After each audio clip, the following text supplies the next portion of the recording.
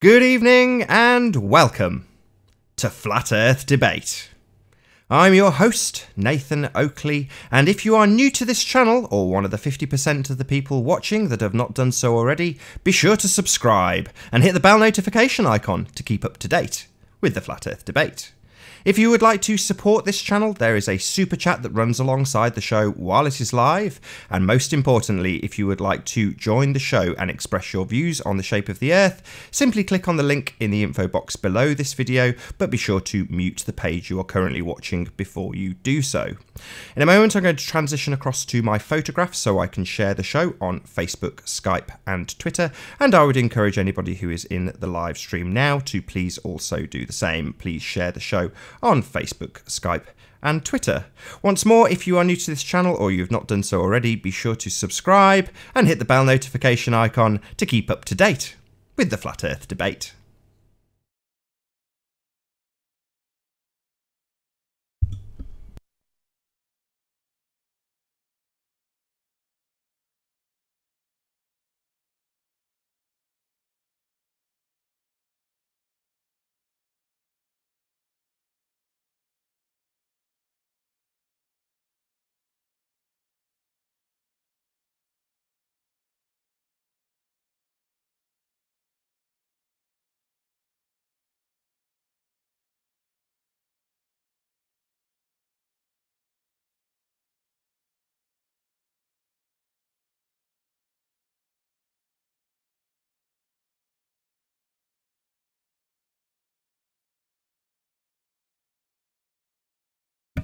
We have been joined by Arwin. Very pleased to have you here, Arwin. How are you doing?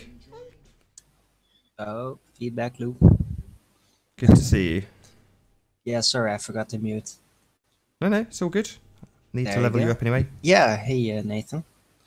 Yeah, I just checked your channel and like the second I checked it, you started the hangout, so Perfect timing. funny. Yeah.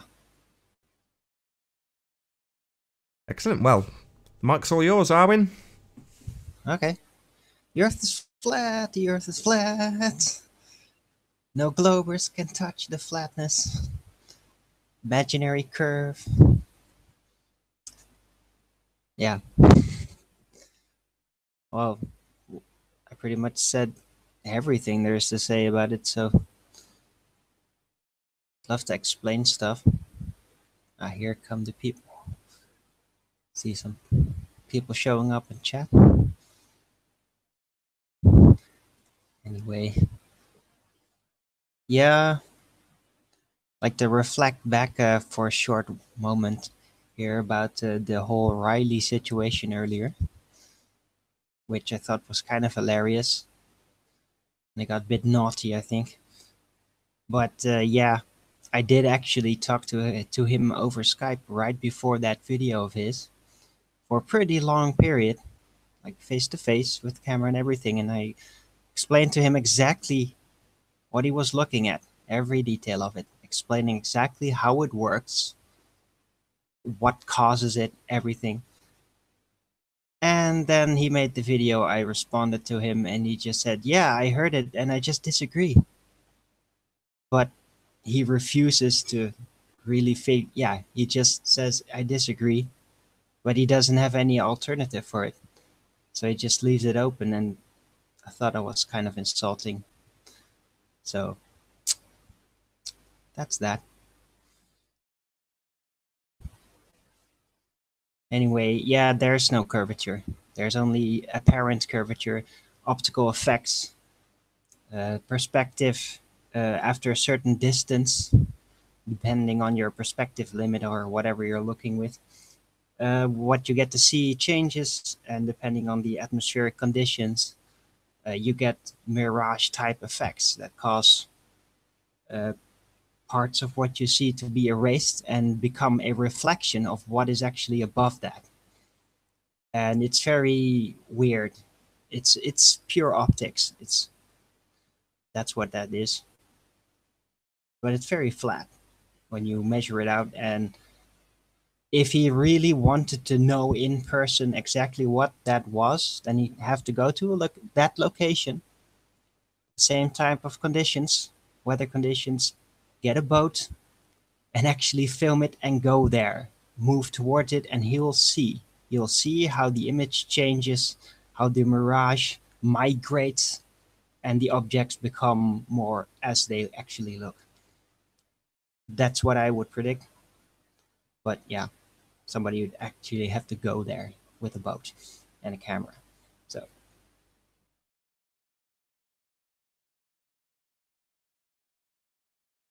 I'm done.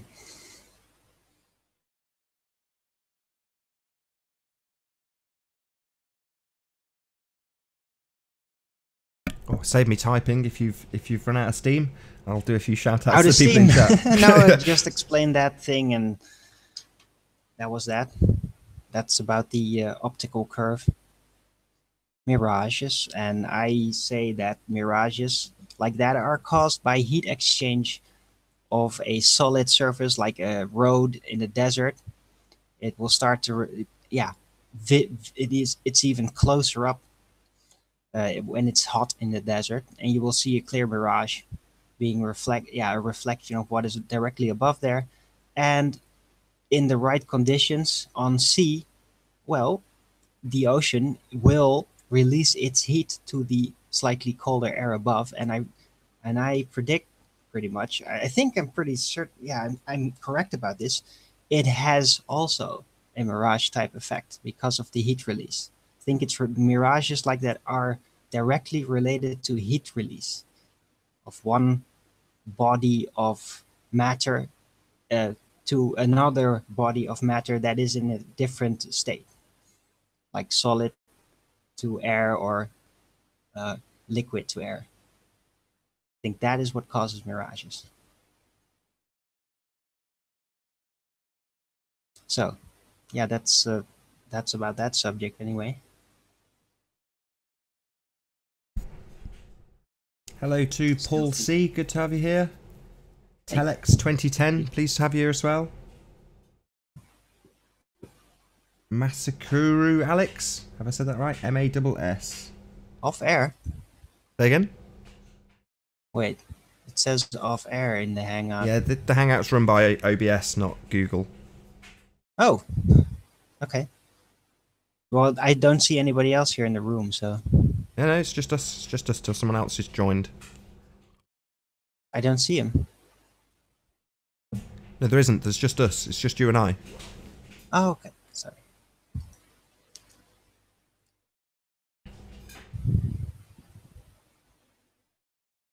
So, yeah. How would one determine how flat the Earth is? Well, I say very powerful lasers would definitely help a great deal in determining how flat it is. Because, yeah, if a laser is strong enough, then it will basically create, I predict, a vacuum where it is, and there would be no, there would be no bending, no lensing effect of the air because of its intensity. It would basically, the first parts would be slightly prone to bending, but as it increases, it'll just, and this is like in instantly light speed, so almost. It would create a vacuum, and you could like shoot super long distances, perfectly straight lines. And if it's strong enough, it would burn away, like what is it, the air which it goes through, so it would leave probably some kind of visual remnant in the moment. If you shoot that, put cameras all over the surface along line its path, and then record as this happened, you would see exactly how it looks, how it shoots away into the distance, and then from the other locations how it arrives and leaves into the distance again. That type of thing would be a great way to analyze what is actually happening there. But it would be pretty expensive to set something like that up. So it's probably NASA budget level, and I doubt they're going to do something like this anytime soon. So it would be a pretty damn expensive project. But hey, if it's strong enough, then we could even determine if it's looping. by basically shooting it exactly west at a certain location, making sure you don't hit anything along its path. And like on top of a really high mountain, for example, and then see if you can basically shoot so far west that the beam would appear past you from the east. You would shoot across the entire width of the spatially enclosed looping dimension that we could technically be in.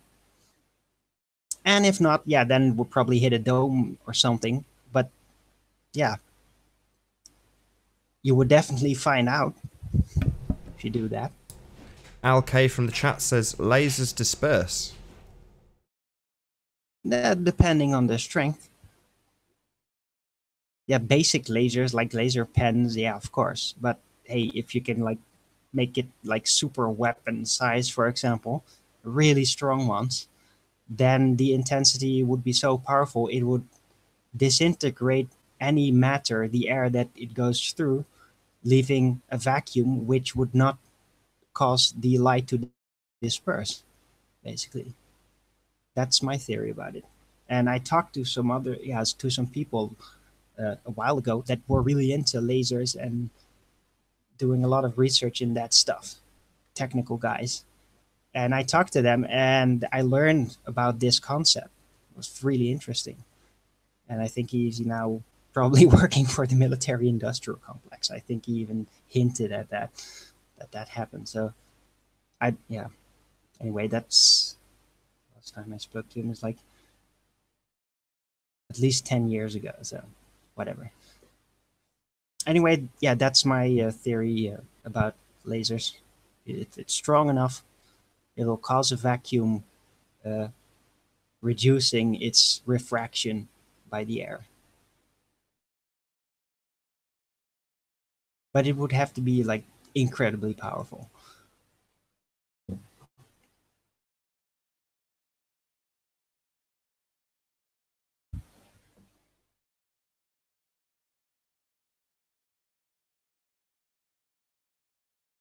So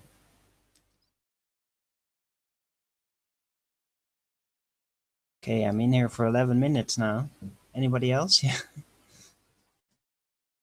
Or any requests what I should be talking about?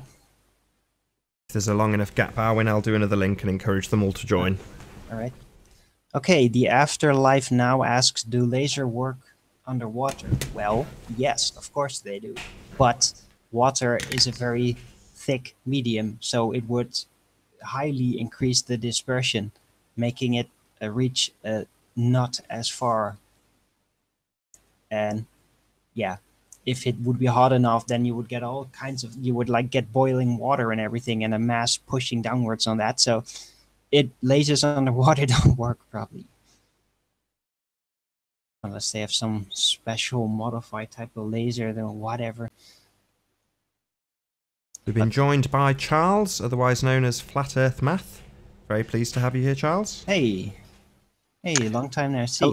Hello, Nathan, and I don't know how to pronounce your name. Arwin or yes, Arwin. Is it Arwin? Okay, pleasure. I'm still at work. My cubicle at work. The school day is over, but I just kind of decompressing a little bit. So how are you folks doing? Superb. Yeah, Thank you for asking. Oh, I hear a baby in the background. Mercury just started crawling. I'm super, Charles. I'll leave you to chat though. Okay. So Arwin, I do apologize for interrupting. I just wanted to jump in. Normally the panel is, no, you're not interrupting. I was done. Okay. So yeah, literally I just jumped in. I haven't heard anything from like what you were talking about. So you want to bring me up to speed? Okay, well, I was talking about lasers.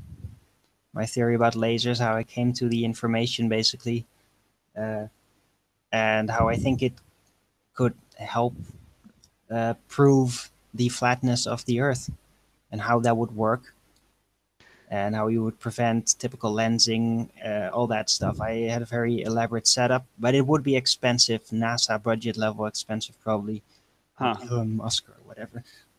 But anyway, Yeah, I laid out the experiment. Okay. Yeah, the problem with lasers, as you well know, is the beam spread. Yeah, I know. And a one way of getting around beam spread is to sort of reverse the observer, reverse where the observer is versus where the light is. So instead of trying to cast a light onto, say, a surface, like having it be a laser dot, which very quickly doesn't become a laser dot anymore with the beam spread after you get a couple miles away. Instead of trying to look at the light, instead reverse and put your camera where you would be, where you were trying to get the laser light, and then look backwards. And what you can do, and I don't know, I'm sure you're probably familiar with Jaron's Victoria Canal experiment. I wasn't there, but sure. No, but I mean, have you seen his videos where he's describing the experiment and like what they were trying to do and how they were trying to make the curvature? I think, but that's like a long time ago. So no, it was just this past like a week ago. Then I missed it.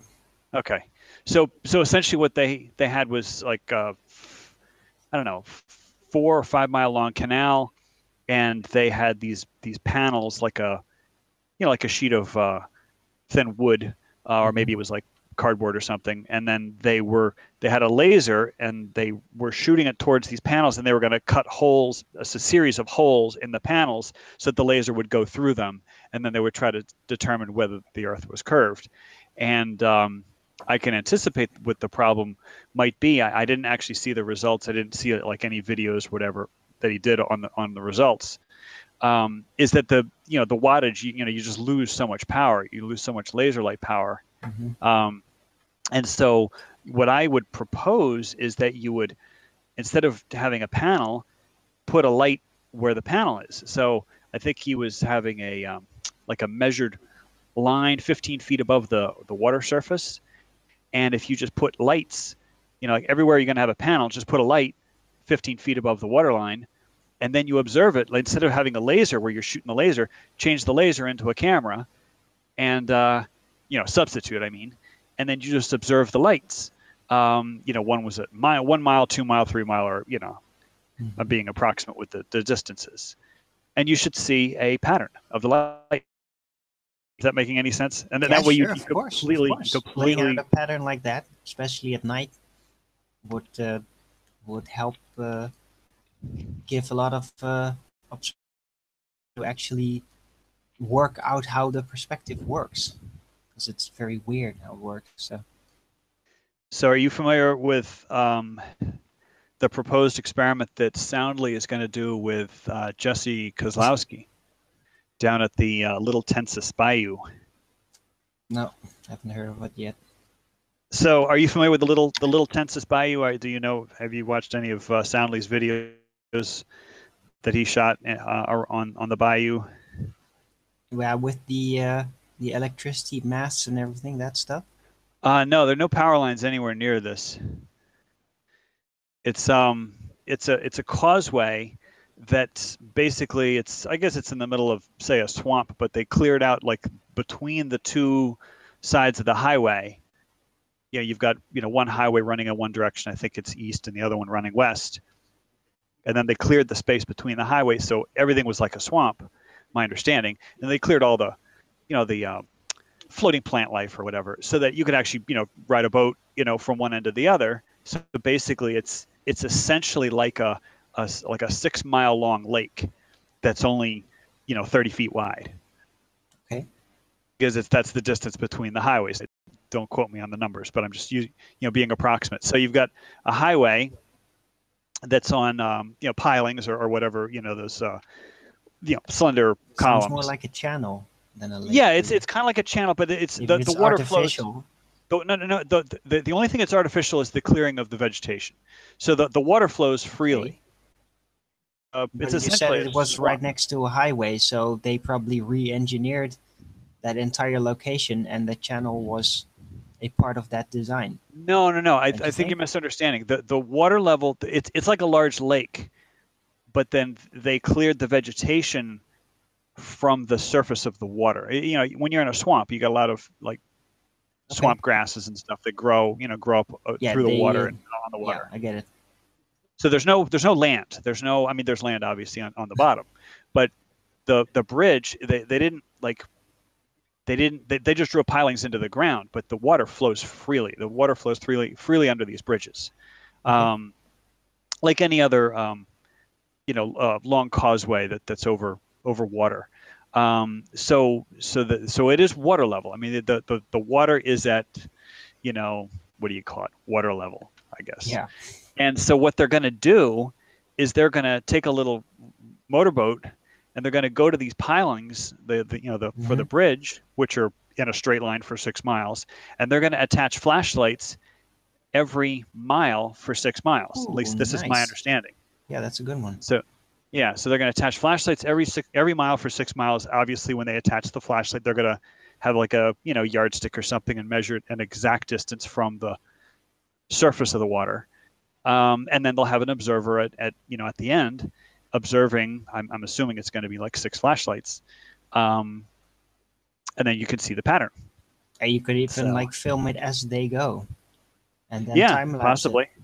Yeah. See what the pattern is. Yeah, it'll also be very helpful, that setup. So I think that I have high hopes for their experiment. I was hoping that Jaron would add flashlights to his experimental design.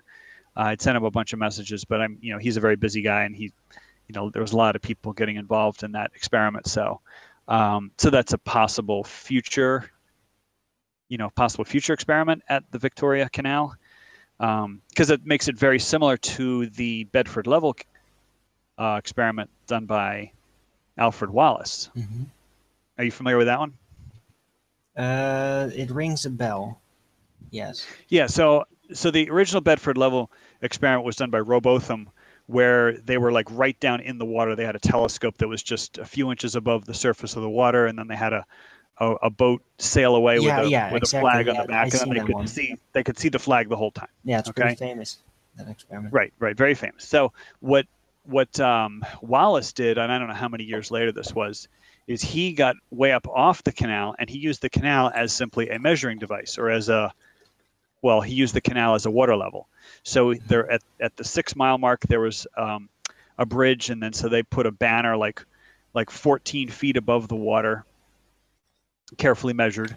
At the halfway point, they had a post, and then they had a disc. Actually, they had 2 discs, but the top disc was, again, 14 feet above the water. And then at the near end, at the observing end, they had another banner 14 feet above the water, and then as well as a telescope and a surveyor's level.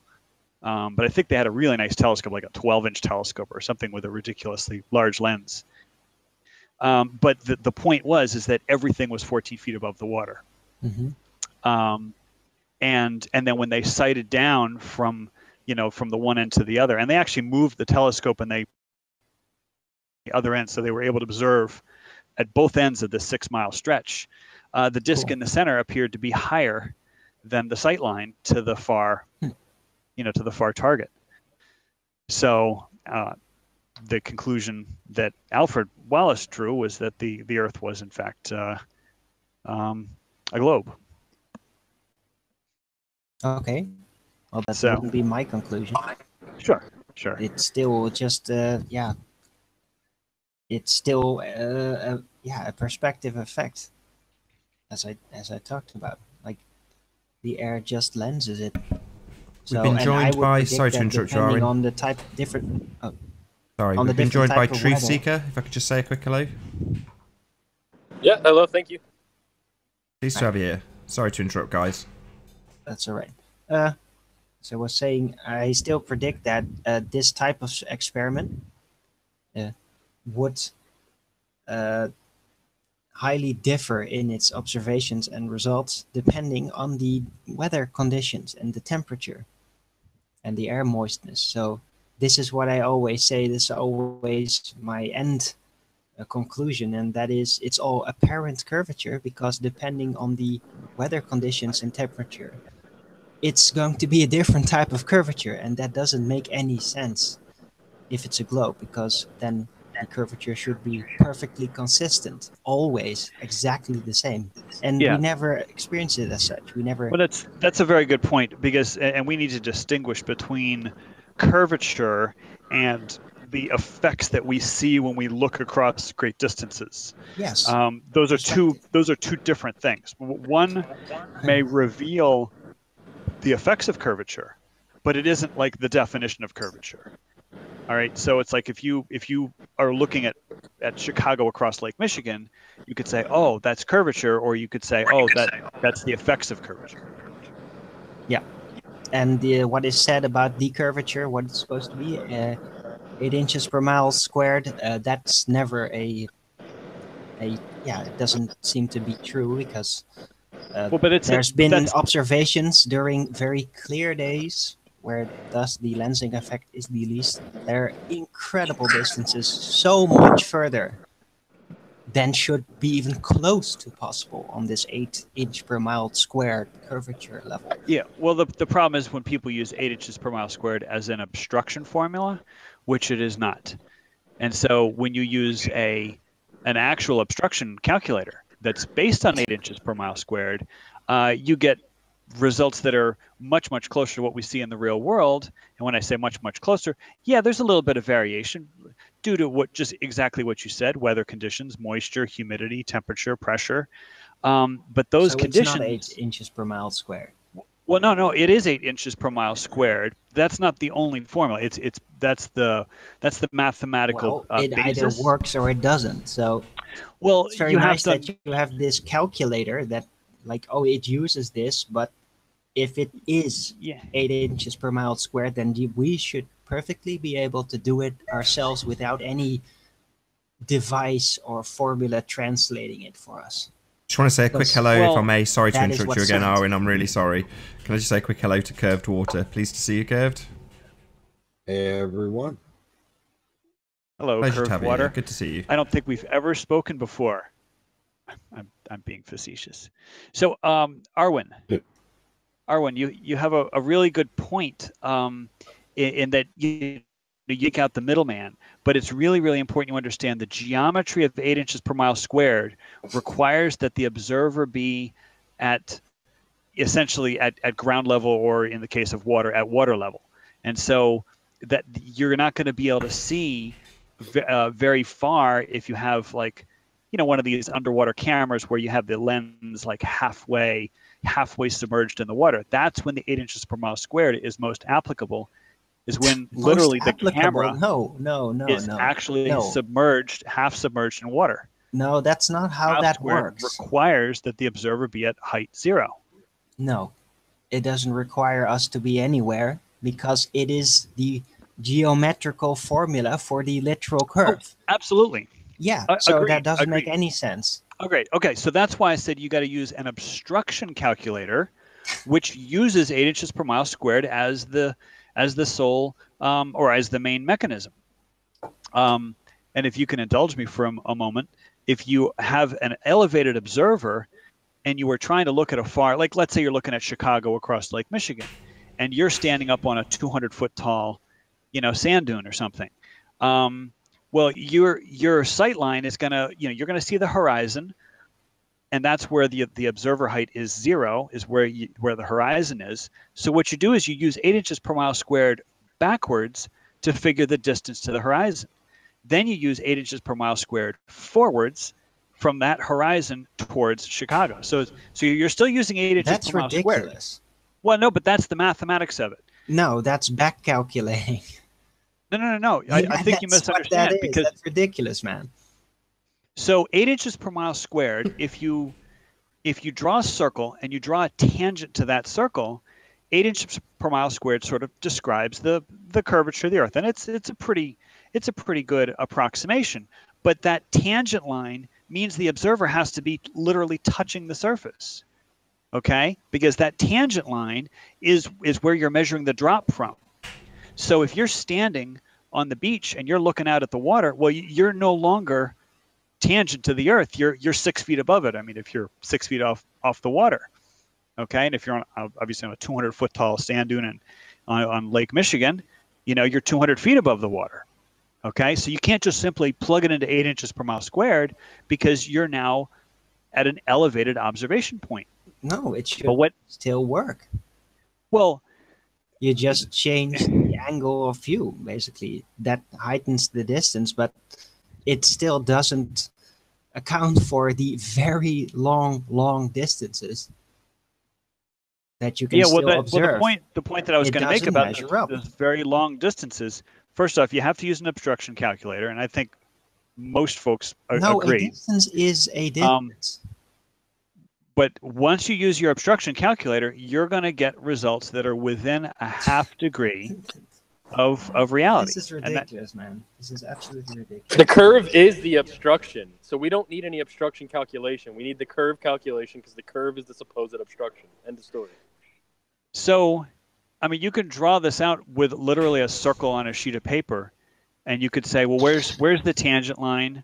If you draw a circle and you draw a tangent, you know, the line's touching the curve. And then you plot a point that's above that tangent line, and then you also draw another line.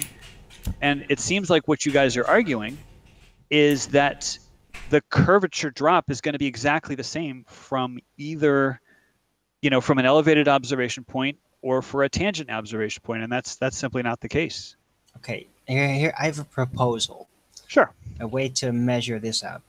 Well, just imagine that the entire known measured Earth surface would be put on a ball. That would be, you take a cross section of that, you scale it down, and then you measure the highest mountain, put that to scale on a certain spot on this cross section of the ball, and then measure the literal distance that you could, where the site basically touches the literal horizon there. There should be a limited distance, and what observations show in real life is that that distance never matches up. You can always see a lot further, or usually, or anytime, which should be entirely impossible. Well, but be careful with the word impossible, because what we're talking about you wouldn't be able to see further. No, what we're talking about is pure geometry, and what we were talking about earlier in the conversation when we were talking about atmospheric effects and humidity and temperature and things is that, you know, these refract the light a very small amount, but up to half a degree in extreme cases, and so that has to be part of the calculation as well. No, but that's so the first part of the calculation is geometric. The second part is using a little bit of atmospheric refraction, not a lot, just a little. No. So here, no, it doesn't bend up. It doesn't bend upwards. No, it bends the light downwards. If you would be able to see farther, then you would basically demand that this refraction, this bending, would actually bend it up, because you can see further than the literal curve, according to your theory. No. Yes. So if you think about where the horizon is essentially your eyesight or your. I'm not talking about the horizon. I'm talking about the land mass. Well, sure, but that's beyond the horizon, right? You're talking about something like, say, a mountain that's 100 miles away. It's clearly beyond the horizon, right? It's beyond the horizon.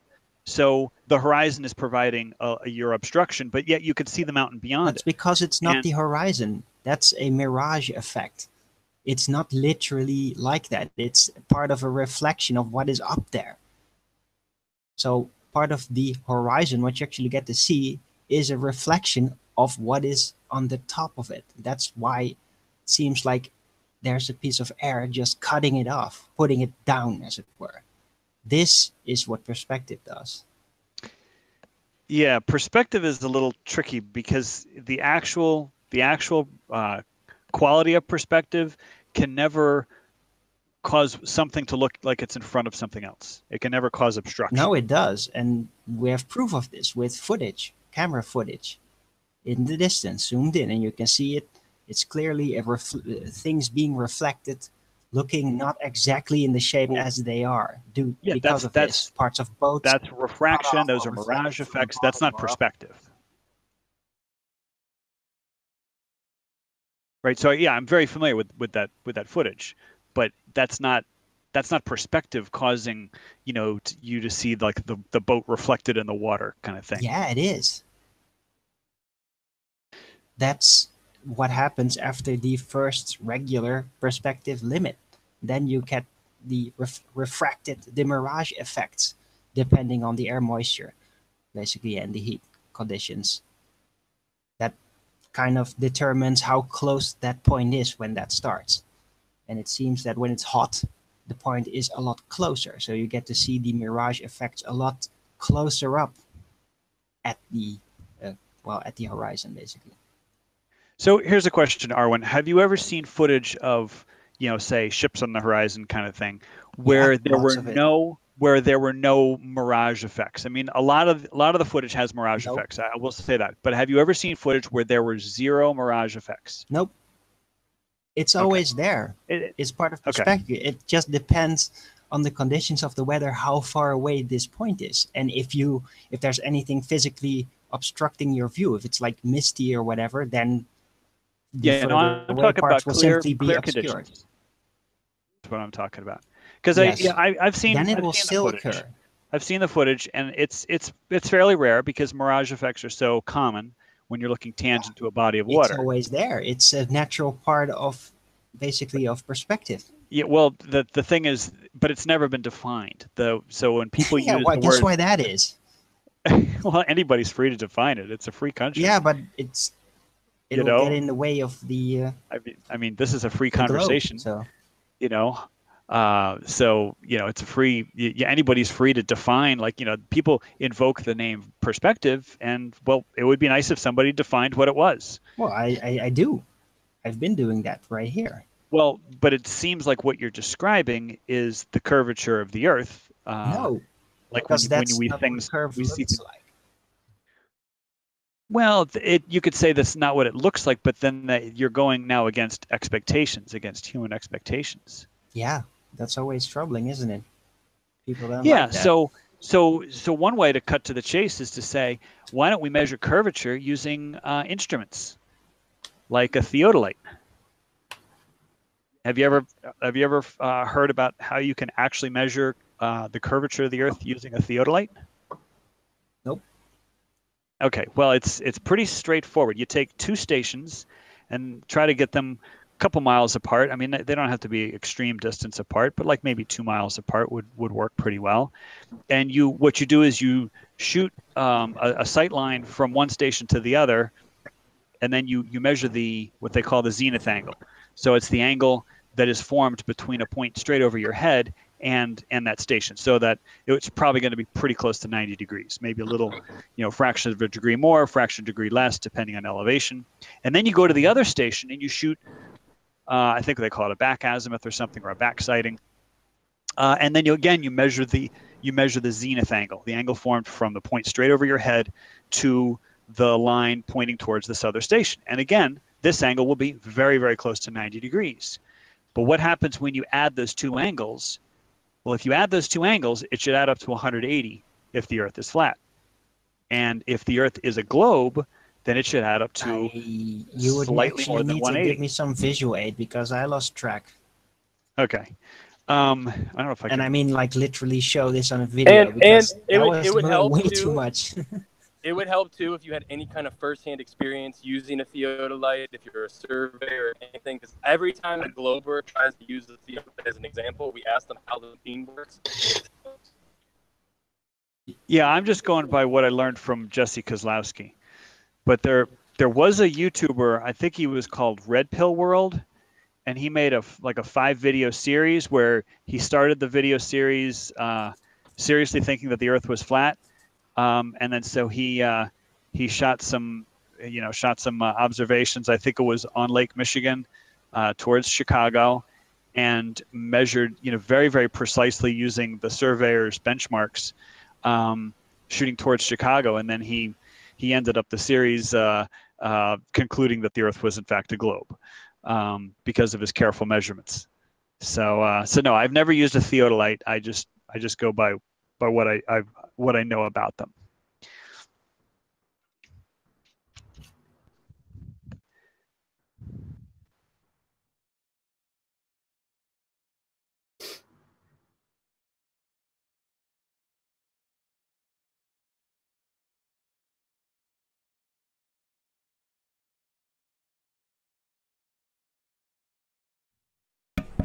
Looks like this is an opportune moment for me to do a few links. So, if you are new to this channel, or you are one of the 50% of the people who are not subscribed already, be sure to hit that subscribe button and the bell notification icon to keep up to date with the Flat Earth debate.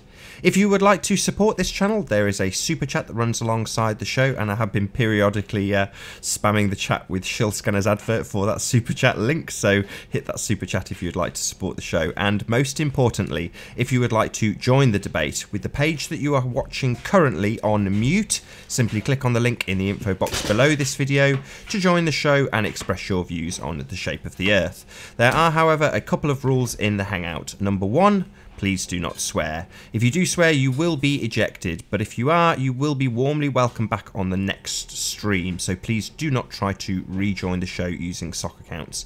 If you've not done so already, please share the show on social media, and a massive thank you to all of you who have done so already. Once more, if you are new to this channel, or you have not done so already, please subscribe and hit the bell notification icon to keep up to date with the Flat Earth debate. Where he was measuring the curvature of the Earth, or at least he was recording that the Earth was in fact curved in as little as like 200 yards. But it was, he was right at the limits of his instrumentation, so he wasn't able to get an accurate reading. But he definitely got a reading that the Earth was not flat. Sure. So, but that's, what's interesting to me is that flat Earth folks, they love doing these experiments, but they won't actually use the tools for the job. So like a theodolite is designed to make extremely careful angular measurements, and that's ideal for measuring the curvature of the Earth. Okay, well, yeah, I guess you're right. I guess that flat earthers should probably, at least some of us that can pay for that type of stuff, should do something like that just to check it out. I don't know, like, what you really need for such an experiment. Yeah, and you can rent the theodolite fairly expensively from a building supply house. But there are a bunch of I don't know, truisms or at least repeated claims, such as the horizon rises to eye level, and these things are very, very testable with instruments. Depend. Well, you're breaking up, Truth. It's terrible. Anyway, to reply in that, what I declare is that the horizon, what is now currently basically taken as what the horizon is supposed to be, is actually the line where what we see as the air or the things above is bordering what is beneath that.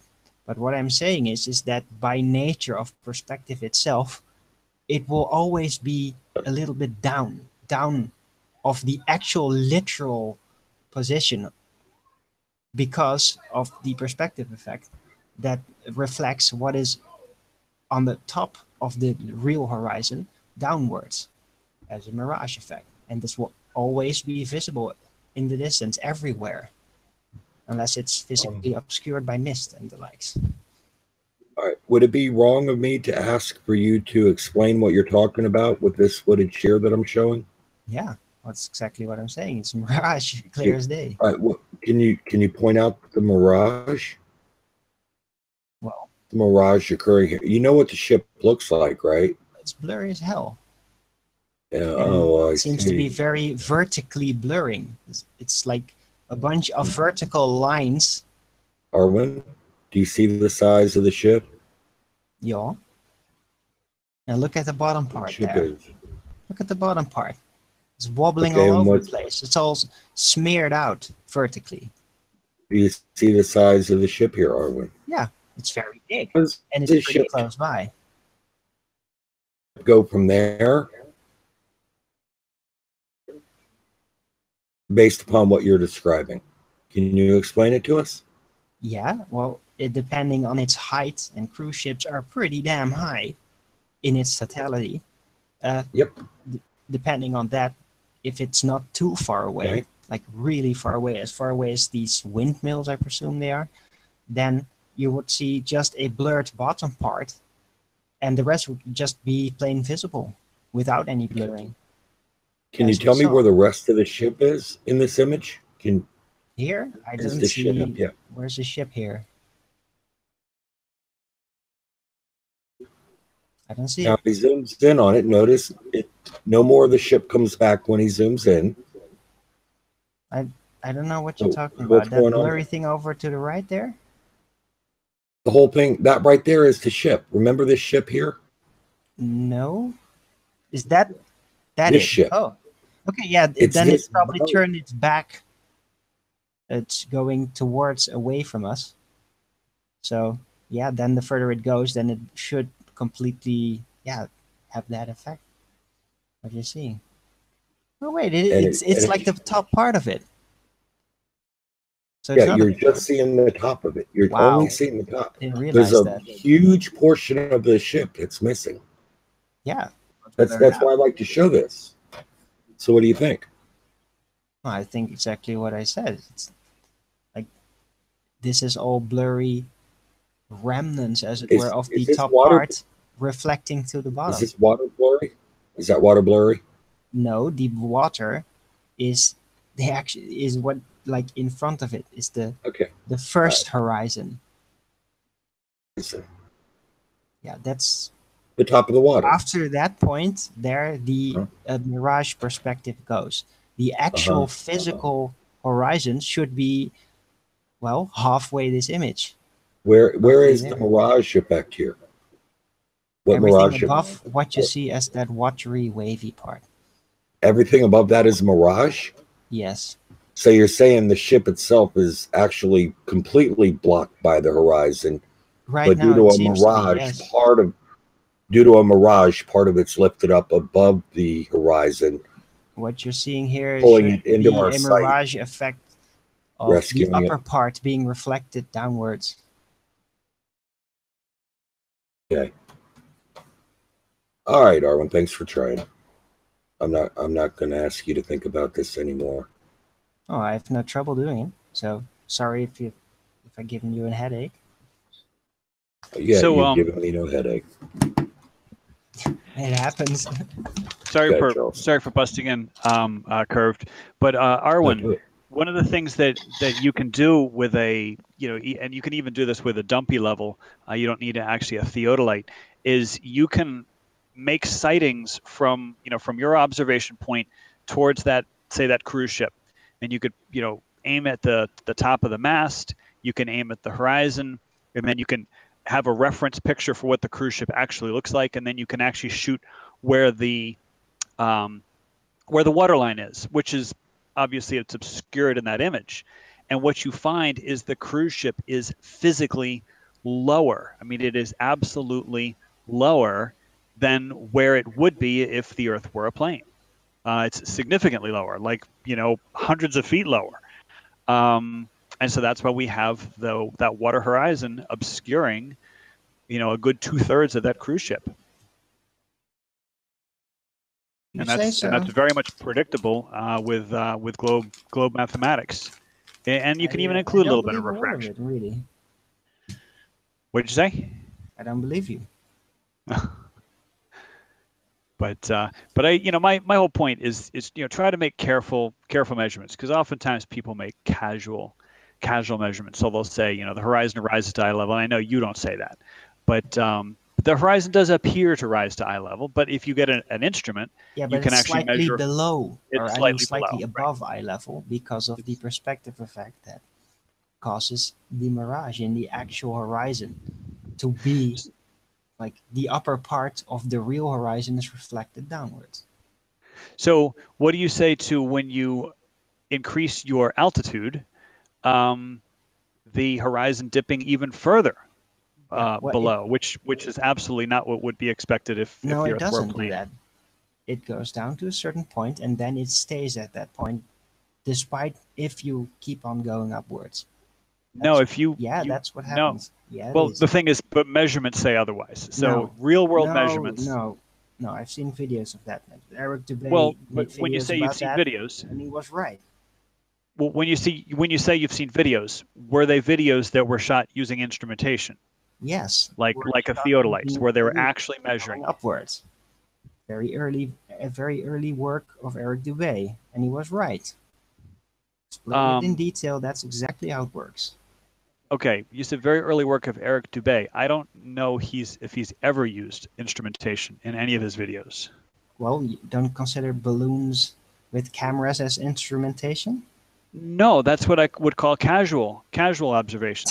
If you have a balloon with a camera. Yeah, sure. Yeah. Well, it doesn't Arwen? explain how the apparent horizon even after a certain point doesn't drop any further and just keeps on ascending with you slightly below the literal horizon.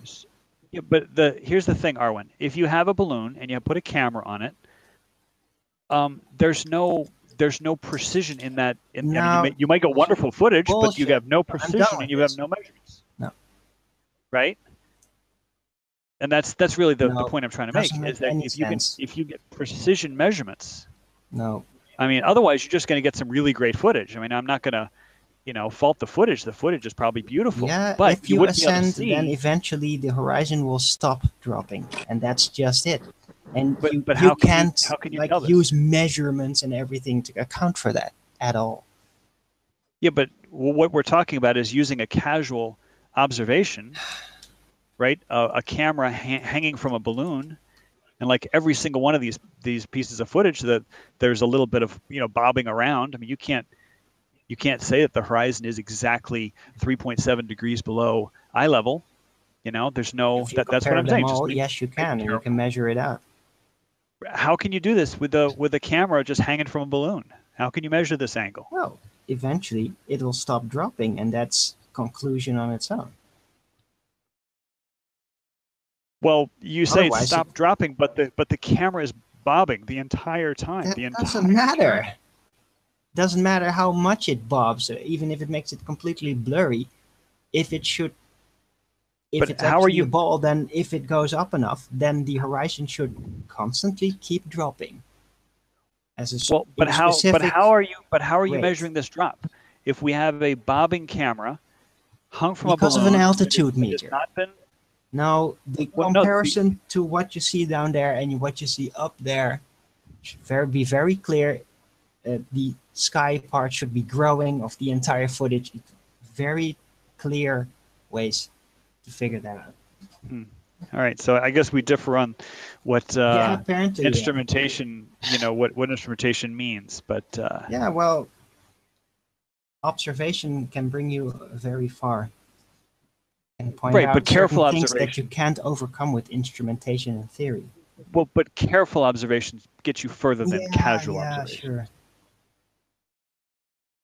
So, it's kind of like you want to measure the length of, of a hallway, and you start walking down the hallway going heel toe, counting your footsteps. And meanwhile, there's a guy saying, "Hey, wait a minute, I've got a tape measure." And you're like, "No, I'm counting feet, right? I'm counting feet. It's feet's a unit of measurement." And it's like, comparison. Well, but one is a casual, casual measurement, and the other one is a careful measurement. No. So all I'm suggesting is that if you have an elevated observer and you have some kind of instrumentation, either a dumpy level or a theodolite, you can actually measure the drop of the horizon below eye level. Yeah, that's very fun. And this drop of the horizon is 100%. Observations of balloons when they go up high enough. I've never seen a balloon carry any such instrument. So until that time, we can only just talk about what it looks like, but we can't talk about what it actually is. Doesn't matter what this device does of yours. It doesn't account for the observations, the basic, measurable, repeatable observations of all these balloons going up. Did you just say measurable? So. Hey, so this is going in circles. I got something decent that I found out today. All right, Truth. What do you got? I was on a hangout. I don't know what channel because I don't follow them. Reds something. They were basically trying to debunk the flat Earth. 10 people, all globe. Of course, nobody supporting. Debunking the globe at least. And so I had them start off. They were talking about a theory similar to Occam's razor, where you go with the theory with the least amount of assumptions in it. And I'm like, hell yeah, that sounds good to me. So we got to at least admit that theories loaded with assumptions are less credible than ones that don't have as many assumptions.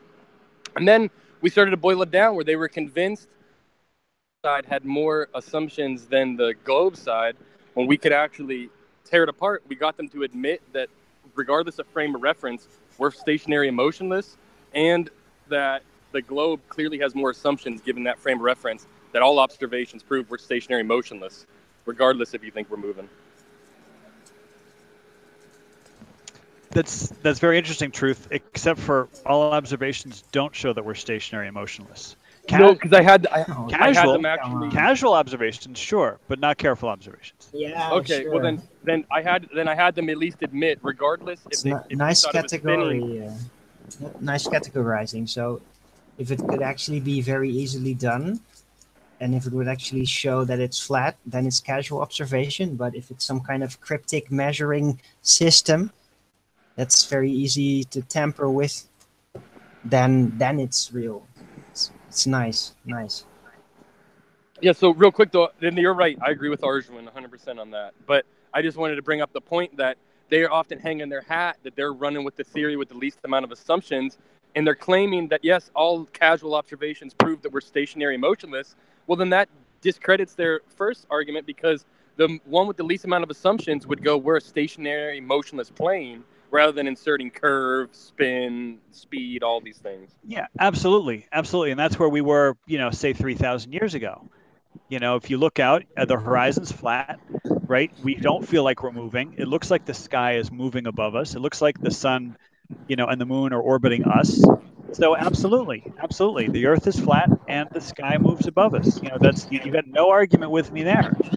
But then once you start inventing tools that you can start doing some measurements with, and the first tool could be something as simple as a protractor. You don't even need a telescope. You just need a protractor, and you can build a protractor just by taking a piece of paper and curving it into a semicircle. And that's when you can actually start making real careful observations. Again, you don't need any optics. You don't need a telescope, a camera. You just need a protractor. And if you track the sun and the moon, right, sun and moon and stars, you'll see that they trace a spherical sky, a celestial sphere. Okay, I would agree with all that. All I wanted to let the record be shown is that the globe theory actually has way more assumptions loaded into it than a flat motionless plane theory. That's all I wanted to show. And these globe people on this other channel, these people on the other channel were trying to hang me, saying, "Oh, look at all these assumptions. He's loading in all these assumptions. Ours don't have these assumptions."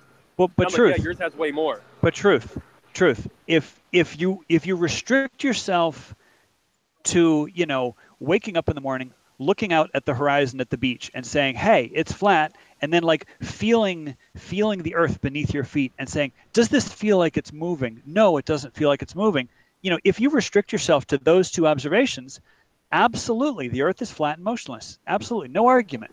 But as soon as you start actually observing things, that's when the flat earth theory completely falls apart. Because the flat earth theory... I've seen great footage. Well, just let me finish. Just let me finish the sentence. The flat Earth theory cannot account for a spherical sky, a celestial sphere. No, it has nothing to do with it. Because the heavens are holographic. No, literal. I even got the globe. Bodies out there. Got the globe people to admit that you're breaking up, Truth. And they agreed. They agreed that. All of their theories had more assumptions. That's all I want. Okay, we got it. Anyway, the flat Earth cannot account for the spherical nature of the heavenly bodies, but that's only if you are using a baseline assumption that the heavenly bodies are physically literal. No. I'd say that it's holographic in nature, and it's always in relation to the observer. Well, but the observers across the Earth, and now first of all, I'm not talking about the moon is round and that planets are round. I'm not talking about that kind of sphere. I'm just talking about the heavens, how they appear to move in a spherical fashion, meaning we have a north celestial pole, we have a south celestial pole. Well, we're not entirely sure of that even. Well, but talk to the people in southern hemisphere. Trickery over there. So there could be a south celestial pole, but I actually want to do some more digging before Well, I make that baseline assumption even. So, but no, but it's the not heavens an could also assumption. be a cup. If you have an observer in the southern hemisphere looking south, looking due south and looking at the southern sky, and there's tons of time-lapse footage, you know, that you can get, and there a bunch of it has been recorded by from flat NASA, earthers. I don't trust that at all. Right? Well, no, I mean, well, do you trust the ones that are recorded by flat earthers? You know, but there's tons of footage, people seeing the Southern Cross, people seeing the pointer stars. Link me up with some of that. They're rotating around a point in the sky. Now, there's no Link bright me up star with at the that. center. Because I haven't come across much of that, really. Well, just take a look at any time-lapse footage that includes, say, the Southern Cross. So just type in time-lapse, stars, Southern Cross, and you'll get hundreds. You'll get hundreds of examples, and every single one of these shows the stars to be rotating in a clockwise. So we've just come up on the hour mark, so I'm going to do a couple of quick links. A massive, huge, enormous thank you to all of you who have shared the show. If you've not done so already, please share the show on Facebook, Skype, Twitter, and all of your social media platforms. If you're new to this channel, or one of the 50% of the people who've not done so already, please subscribe and hit the bell notification icon to keep up to date with the Flat Earth debate. Most importantly, if you would like to join the show to express your views or dispute anything that is currently being said on the panel, simply mute the page you are currently watching and click on the link in the info box below this video to join the show and express your views. The only rules are please don't swear. If you are swearing, you'll be ejected and you'll be warmly welcome back on the next show. So please don't try to rejoin with sock accounts. One more time, if you've not done so already, please share the show on social media and subscribe and hit the bell notification icon to keep up to date with the Flat Earth debate.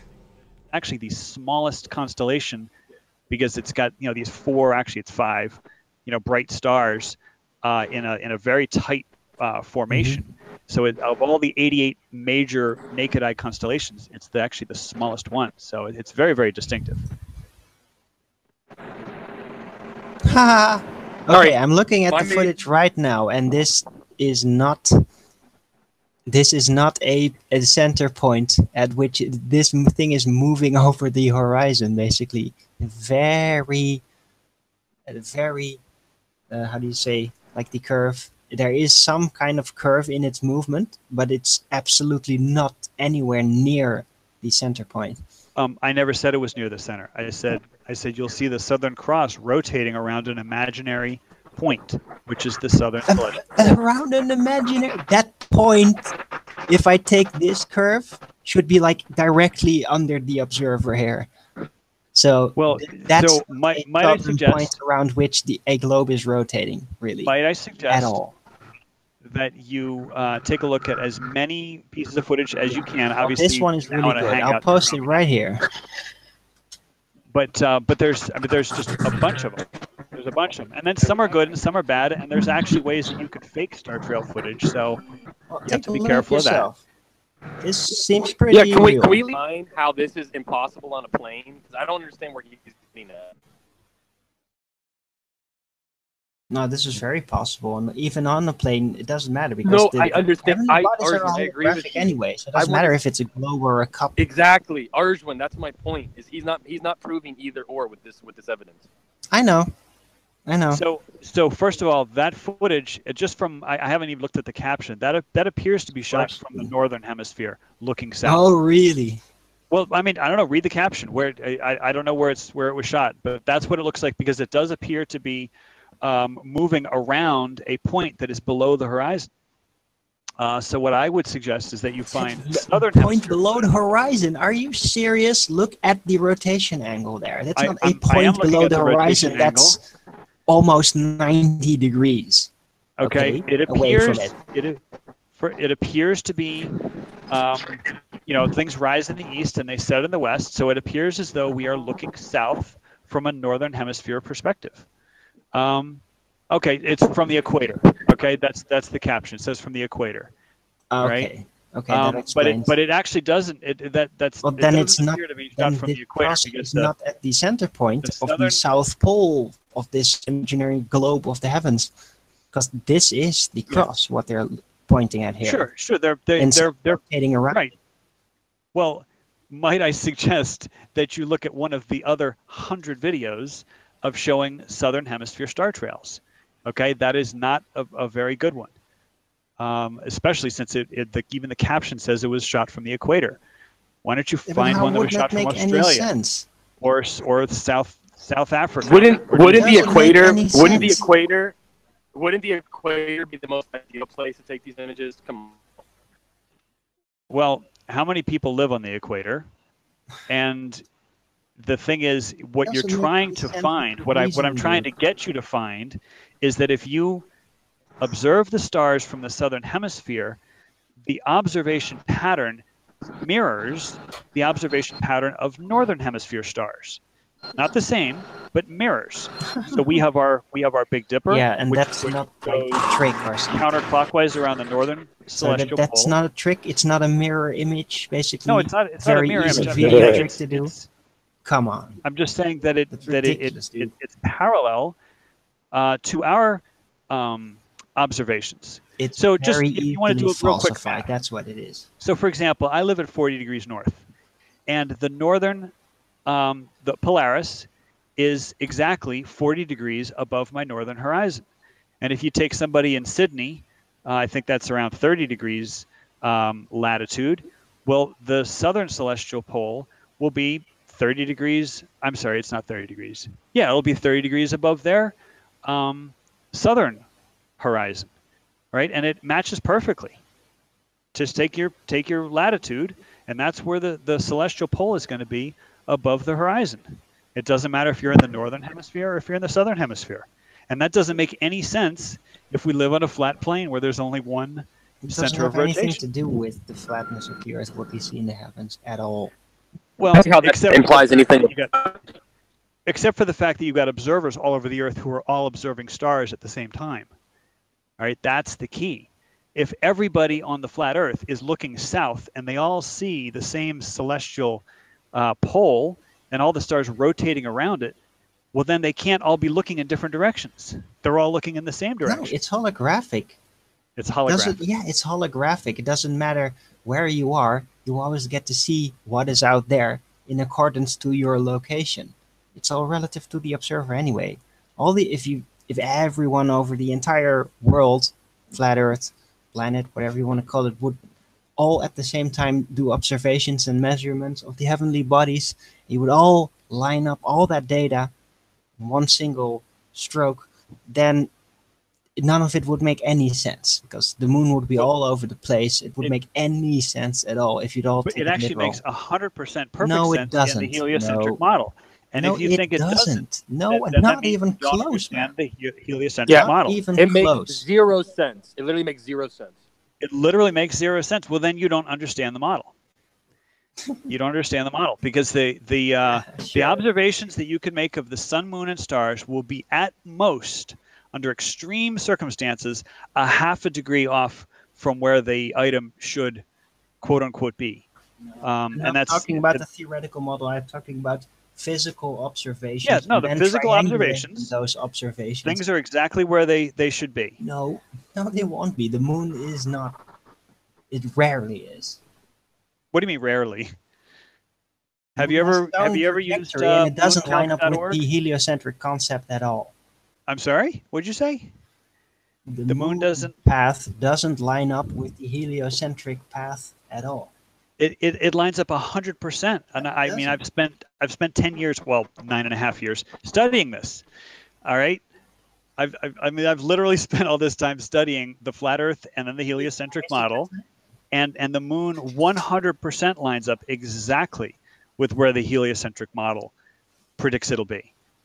So, for example, it is now, there was a full moon a couple days ago, and it's now approaching winter time in the northern hemisphere, and the moon is as high in the sky as the sun would be if it were noontime in the summer.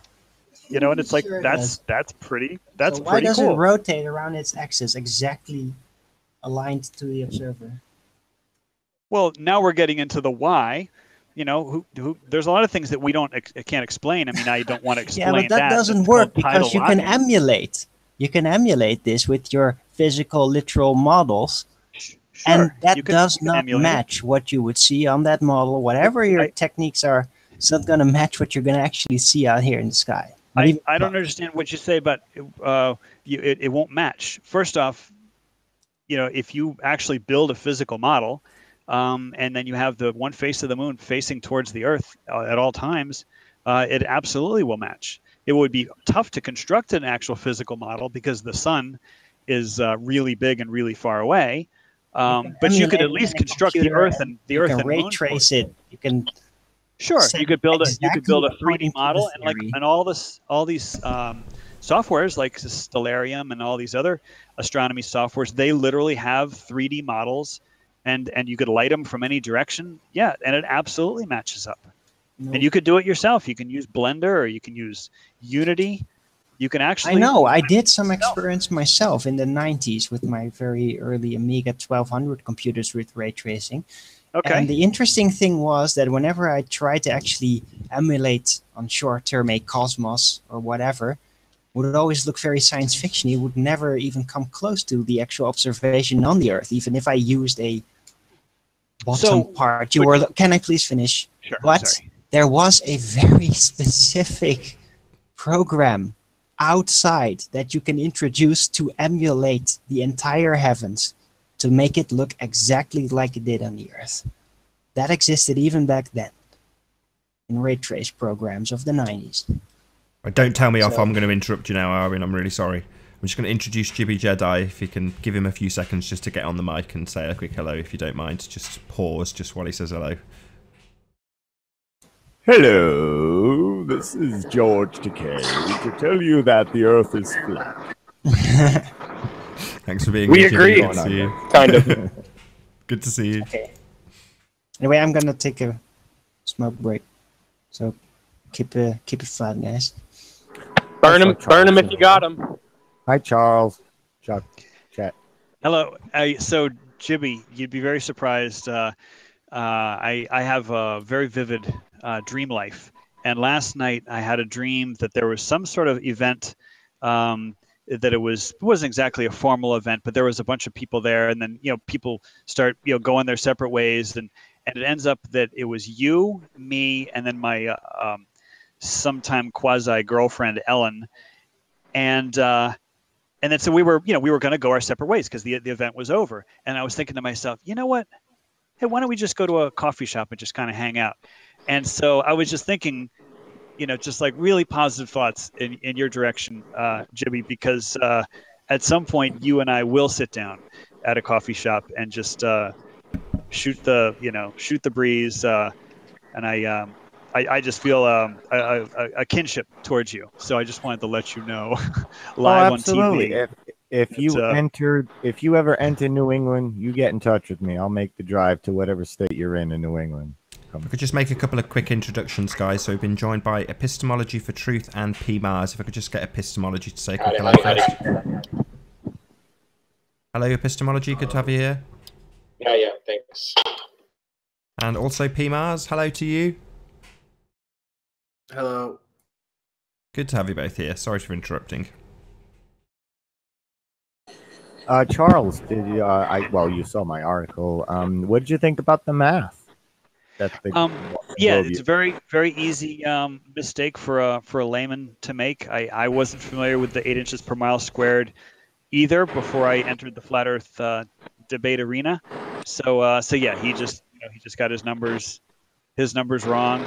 But he's a reporter, not a math and science guy. And yeah, he said that I said, where did you get that math? We told you the math like 500 times. He's like, oh, well, it came in the editing phase. And he's like, I'll talk to my editor to see what happened. And I was like, okay, well, I don't know if you guys are going to put a correction out or whatever, but I'll do one on YouTube. And we'll see how it goes. I said, the math that you gave them also states that there's no curvature. It's just a slope.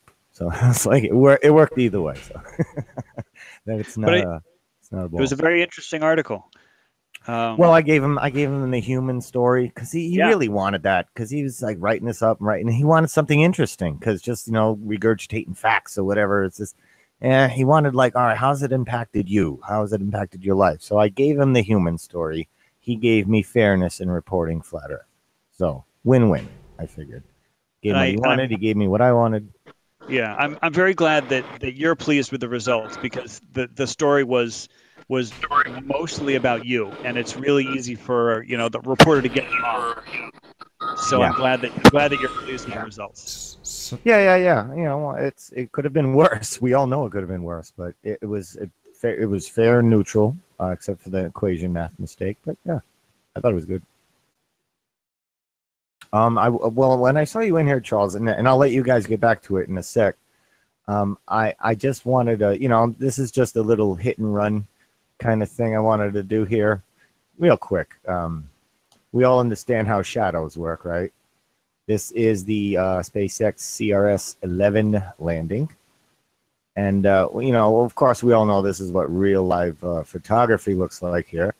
But I just want you to notice there's no shadow. Look for these little fellas when they land. There's no shadow on the ground. I was paying close attention to these things. I figured I'd zoom in a little bit and check it out. No shadow. So Jibby, have you ever been outside on a bright daylight day and not seen crisp shadows? Has that ever happened? On a bright, no, I see shadows pretty good. This is the day. This is a bright day. Yep. Right, but does it look like there's a clear blue sky? Well, there's no shadow here either. Like even when does it look like there's a clear blue sky? Because I could see a faint shadow towards on that one still shot. It was sort of at the 9:30, 10 o'clock position on that other shot. Let's see. But I mean, if there's, do you see what I'm talking about? I don't know if that's the actual shadow. Let's take a look. Been joined by a couple of new guests. Oh, I see one going this way. It looks like. Right. Sorry to interrupt you guys. Can I just say hello to our new guests? I'm really sorry. Can I just say hello to Mr. Miss? How you doing, Mr. Miss? Hi. Good to have you here. Very pleased to see you. And we've also been joined by David. Pleased to have you here, David. How y'all doing? Very well. Very pleased to see you. Thanks for being here. Sorry to interrupt, Jibby. I'll put the screen share back on you. Jibby, are you a member of any fraternal orders? Hoping to be, yeah. there's the Freemason Lodge in Boston. Carl and I were going to go in there and apply and say, like, hey, we know the Earth's flat. Can we jump to 33rd degree? Every panelist must divulge all occult activities and secret societies, please. Oh, you faded off. I didn't catch that last part. I was just playing around with these SpaceXs, looking for some, those cloud patterns and stuff that they seem to reuse.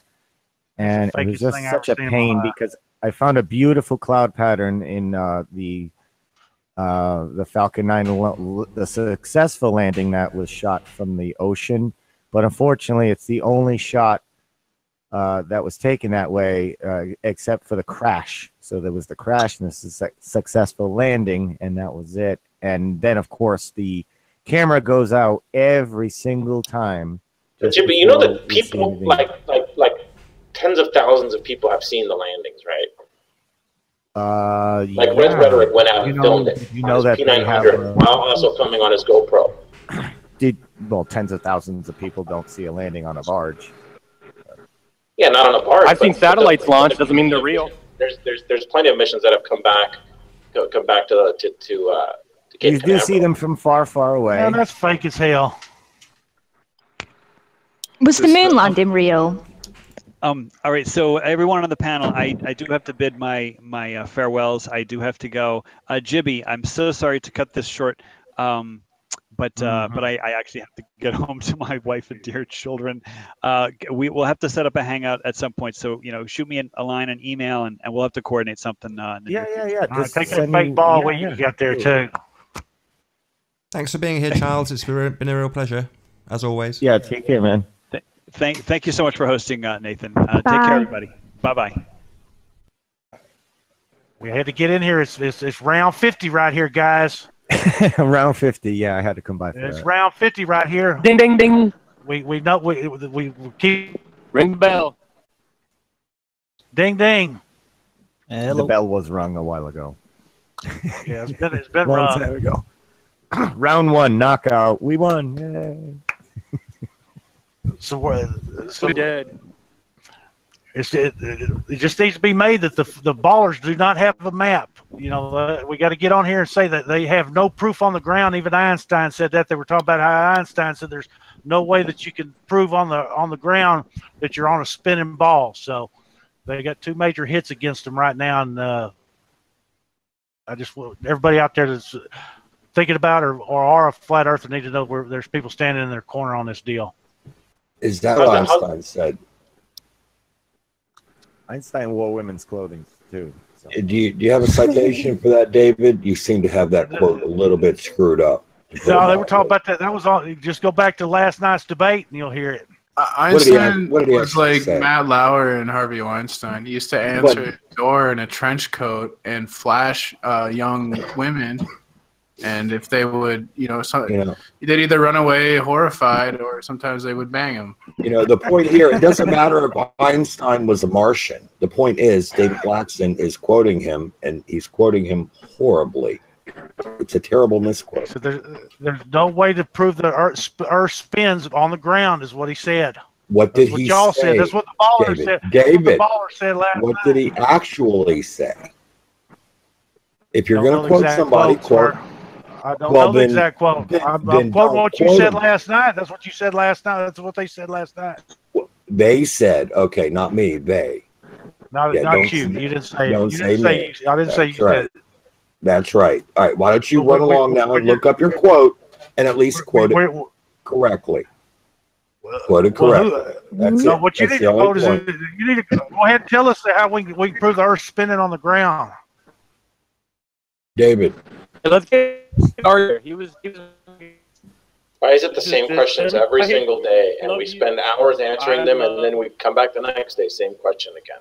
Exactly. See the point? Because you don't ever answer. It's just like showing those star trails down there and all that. You come up with the same stories, but none of them.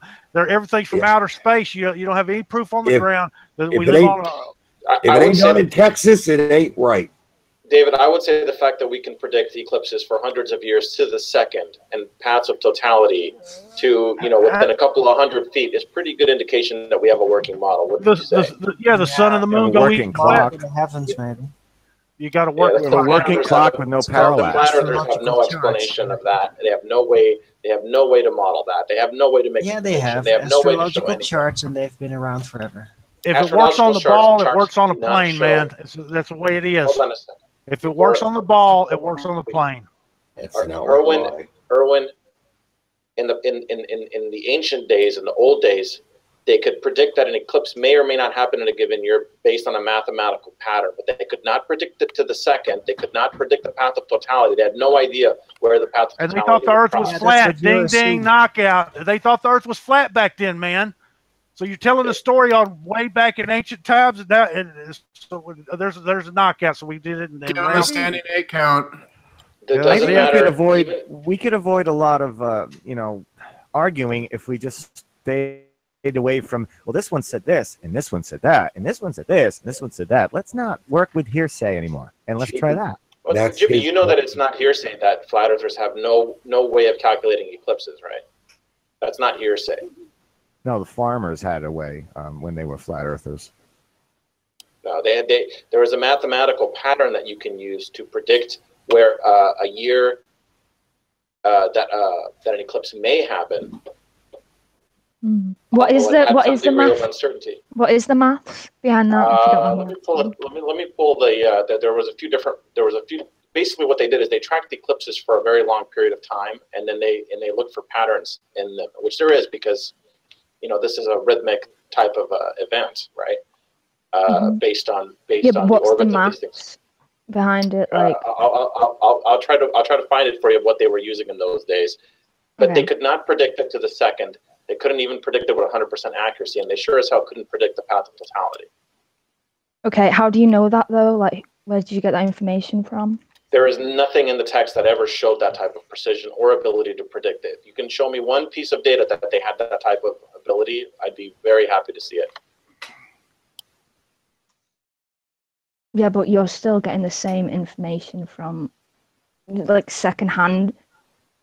it's just hearsay. Like nobody knows anything. Yeah, well, anything that happened before I was alive is going to be secondhand and hearsay, right? Let's work with what we have while we're alive here and now. And maybe we'll avoid like Why all don't we the just street. admit that they lied to us and we don't live on a spinning ball? Why don't we just admit that to yourselves and we'll get along a lot better? You just got to David, I don't you got to even face think face it, man. Just David, I don't face even it. The think that Earth's you're for real, flat. David. I think it's we level. figured out that this is just a trolling. This is the troll fest for you. I get it. It's a flat Earth troll. I am a flat Earth troll. It's just the exactly troll right fest about for that. you to get an illicit response out of people. I don't actually even think. Yeah, we got. Yeah, I'm a flat Earth troll over here. Well, David, why have we caught you laughing at some of the stuff that you say? It's obvious that it's an act, right? Sure. Yeah, I've laughed about a lot of things. He's But we laugh at we're laughing because you can't prove that you live on a spinning ball. That's what we're laughing about. Well, you just have the cotton in your ears, and you won't listen to anything anyone says because you're just trolling people. That's all that you care to do here. The water's always level, and you can't bust that fact for one. Yeah, you can just keep repeating stuff. But we figured you out, David. Your act is done. Always got to go into outer space. Yeah. You always got to go into outer We space. like to And talk just about people- things other than like arguing and going on at each This other is- about This is Flat Earth Debate 50, okay? And that's why you got to understand. I'm probably not going to come back on here after this one, but you got to understand that this is 50 right here, and I we've sure taken hope a bunch so. of rounds over here. I sure hope that you're true to your word. That would really make this a lot better of an experience. Sure, you could tell more lies over there. I know how the cow ate the cabbage over here, okay? And we got a lot of people on here that don't have anything better to do but talk about the ball being a spinning ball all day. You notice that there aren't flat earthers out here all day unless they're telling some crazy story on the internet 8 hours a day. But we have plenty of ballers that just stay on the internet all day long. Have you met my buddy YouTube? You're for one curved. YouTube is a flat earther on the internet 23 hours a day. Come on. David, wake up.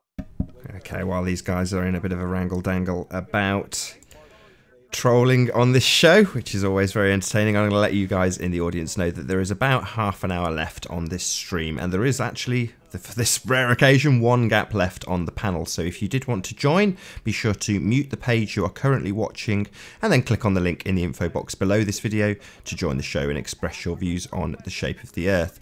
If you wanted to support this channel, hit that super like, super share and super subscribe button, and and be sure to hit the bell notification icon to keep up to date with the Flat Earth debate. With that, I'm going to transition back to the action and just say, if you haven't done so already, please share the show on social media. You may hear from me one more time just to thank you and round out the show. The whole entire United States. You dimwit, the about the whole entirety of the United States? Earth could be mapped out flat. Is it warped? Is the Distortion map of the free. United States warped? The problem is we don't have a map of the world, man. Why don't you wake up over there? Always give is we don't There's have no an map of the accurate world. map. This is debate 50, and there's still not a map of the Here world. you are Pull it out. arguing the accuracy that man, of a map. That man While that you're had his claiming you don't have icon accurate as a maps. globe over there, he's showing that fake globe over there. That thing ain't right.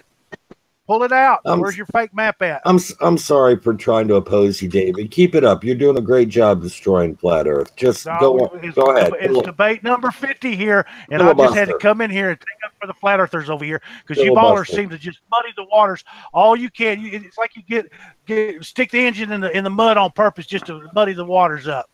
Hey, David, when are you going to do your fishing line test? Yeah, you like that one, huh? I do. That is a good one. That is a good one. Yeah, I like it. I like it. When are you going to do it, David? I say we do it with lasers and mirrors down a 150-mile beach down in Brazil. If I had the money, I'd go, but I don't have the money. I can't take off. Do your fishing line test. Stretch out your fishing line a mile over a body of water. I think if you took a laser and you put a mirrors a mile apart, that laser would go for 150 miles straight. No. Yeah, it would. No, I think you're deluded. No, we don't need no shadows at all. Hey, Jimmy, on that, I noticed you're zoomed into a very tiny portion of that image. Well, this is the second one. This is not the one I just played with Charles. This is another one. This one don't have any shadows either. But you see the little white box up there in the top left? White box. Yes, that's my zoom in. Okay, that's what. Yeah, that's you're zoomed in on a tiny portion of the overall image. Yes, that's the zoom out. Yeah, you're way far away. I'm wondering, you know, how Man, ain't no reasonable rockets is it landing to themselves, expect man. That's a these? crazy story. Hey, you David! You have to be a kindergartner to believe shut something the like hell that, man. up. Gibby, how reasonable is it to expect the shadows that you're looking for in this image? I'm wondering. Well, this is the second one, and this is the first one I played before. This is a zoom in now. Like, But here given it is. given the distance that the original photo is taken from, Curve, do you believe that's real? I got this off SpaceX's YouTube channel. but given the distance that the original image is taken from, and then when you zoom in on that little part like that and blow it up, see, do you think that's real, man? Do you think that's real? This is digital zoom. You think a rocket could land itself? You're so crazy, man. Yeah, I like when it lands itself backwards after a tilt. So you have to be a baller to believe that kind of crap. See, folks, this is what ballers believe, that rockets can land themselves. Okay, because they saw it on a videotape. This is what we're arguing with right here. I just want to know why rockets don't have shadows. It don't land itself, man. That's phony as hell. Well, Jimmy, I'm wondering if I mean, in these conditions, if there's a shadow there that would be captured from that distance, and when you blow it up like this, that you're not going to get it. I'm not sure. I'm just asking the question because I'm not sure it's reasonable to expect that shadow that you're looking for. Came in later. The shadow came in later after it did its ta-da, and the smoke's gone. Now it has a shadow. You know what's interesting about that particular shot, Jibby, is that if you watch, there's a hatch that gets blown. There's like a hatch cover or something that gets blown as the rocket goes by, and it goes flying in a ballistic trajectory. Interesting that they added that piece of CGI, but not the shadow. Oh my God, you should play some Grand Theft Auto. There's some awesome nonsensical CGI stuff getting blown around. Here it is right here, and I think, no, it's over here. No, there it is. And it's getting blown around. I have seen graphics rendering better than that. Like, ooh, that's not a difficult thing to add in there at all. Not at all. So it does add nice detail, though, to make it look like it's really there. And this thing doesn't have a shadow either, if you notice. By the way, as it blows around, there's no shadow to the piece of shrapnel going. No shadow for that either, because it's not really there. They need to get a monkey to land it. Yeah. It's a very bright day today. This no is shadows exactly what I mean that isn't David there. just being a troll. Why don't you apply for the job, David? Yeah. I want to apply for SpaceX. I would have said you forgot the shadow, and then it would have been more believable. I can't believe they don't have an Astro chimp on the top of that thing. That's where I saw this first. They got those I would Astro love to chimps play this game. They had those Astro chimps when they told you the Earth was round, like in that picture that showed you. They didn't even land it in Texas. Remember Thunderbirds? Can't be like real. The If first it's series not that in did Texas. that, landing rockets. So can we just give the? Oops. You guys have some great evidence. I encourage everybody to interrupt. look Can we for just give themselves, the? go to the SpaceX YouTube channel, and specifically try to watch when the first stage is landing on either the land or the drone ship, and just watch. You'll see it cuts out 100% of the time, but the one that crashed or the two that crashed, clear, just fine. No transmission errors on those that crashed. No signal loss, but the ones that land successfully, there's always a signal loss. It's just funny, you know. It's one of those things like, Sure. I look forward to when they don't have a signal loss and they actually said, oh, it's the satellite signal. It cuts out here and there, but they don't seem to have ground to ground transmission, I guess, when you're out on the barge like that or on land, because there's a signal cutout on land every time it just comes in the frame. It reminds me of the Pentagon 5 frames of awesomeness. Just turn to the virtual model, basically. Sorry to do this. There's quite a lot of info getting thrown out, and obviously we've seen that video on repeat. I mean, can I do a little round robin and establish exactly who actually accepts that as reality and who doesn't? What exactly, Nathan? We've just watched a video that Jibby is claiming is CGI nonsense. It's a CRS-10, it's called, yeah. The CRS-10 landing, and it's claimed by Jibby that this is complete nonsense. Oh, that's so I just want to establish on the panel. This is the CRS-10. Just want to establish on the panel. The CRS-11, I believe. Yeah, CRS-11. CRS-11. I just want to establish on the panel who thinks that's reality and who doesn't. Fake. Who said that? Sorry. This David said fake. Well, there are some clues you could look at. Hold on, Like let no me shadows. zoom in on. Okay, so like Liz, here's Can I here's- please? There are Sorry. some very important clues that give an indication if this is real, and that is the landing zone. If it actually ignites and then leaves, then you should see the burning marks, and you don't see them here, unless they also trick that. So that's just common sense right there. So you who say- knows? so Maybe they burn actually marks. did it with Sorry, this Arwin. thing. It was a Like quick burn marks. round Doesn't robin mean for everyone on the every panel. time you Sorry, see Arwin. something like Sorry, that, Arwin. it's real. Arwin. I just wanted to get a quick establishment from everyone on the panel, just real or fake. So you're saying fake? No, not necessarily. I'm saying 1000% fake. Okay, I'll just go along the panel. 1000% So some kind curved, of what say you? CGI insertion. I'm just going to ask Okay, everyone, so- Jibby. So curved Let next. me, If I can just, sorry, epistemology. I will get to you. Just want to get a quick, just quickly, if you think it's fake or not. So Well, hold curved- on. Hey, look at the waves behind there. They do actually move forward. So Hold on, Arwin. It might be Arwin partially has stuff to cut. say. and Arwin, I know everything, you've but- got more to say, but I just want to establish from everyone on the panel where they stand, and there's like 9 people here. Oh, okay, sorry. I'll shut up. You go ahead, curved. I don't see anything to warrant calling it fake. No. Fair enough. Real from curved. David, I can guess already, but go ahead. Maybe not. Fake. I don't know who you talked to. Yeah, you, David. Fake. Good enough answer. Oh, do you know how much power it would take to land a Just a rocket like simple. that? Just a Do you know how fake much or power not. it would take to land it and then It's hold gonna, it it's straight gonna up? take forever, David, David. I I mean, really you wish I hadn't done this. You have to be a 5-year-old to believe that. Can Fair we get enough. You through say this, fake. please? Epistemology, what say you? Well, I've seen multiple Falcon 9 launches from Vandenberg from a great vantage point because I get to go on base to watch it.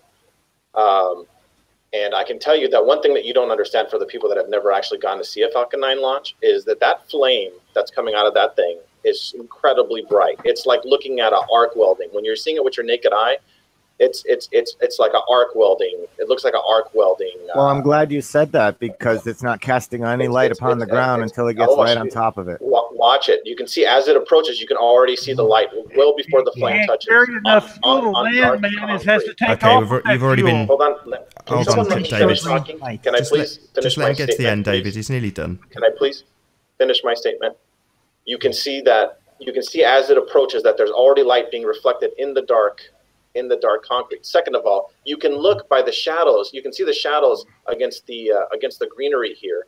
That it's an overcast day. This is southern Florida, so it's an overcast day, which is common there because it's very cloudy there. It rains almost every single day, certain times of year.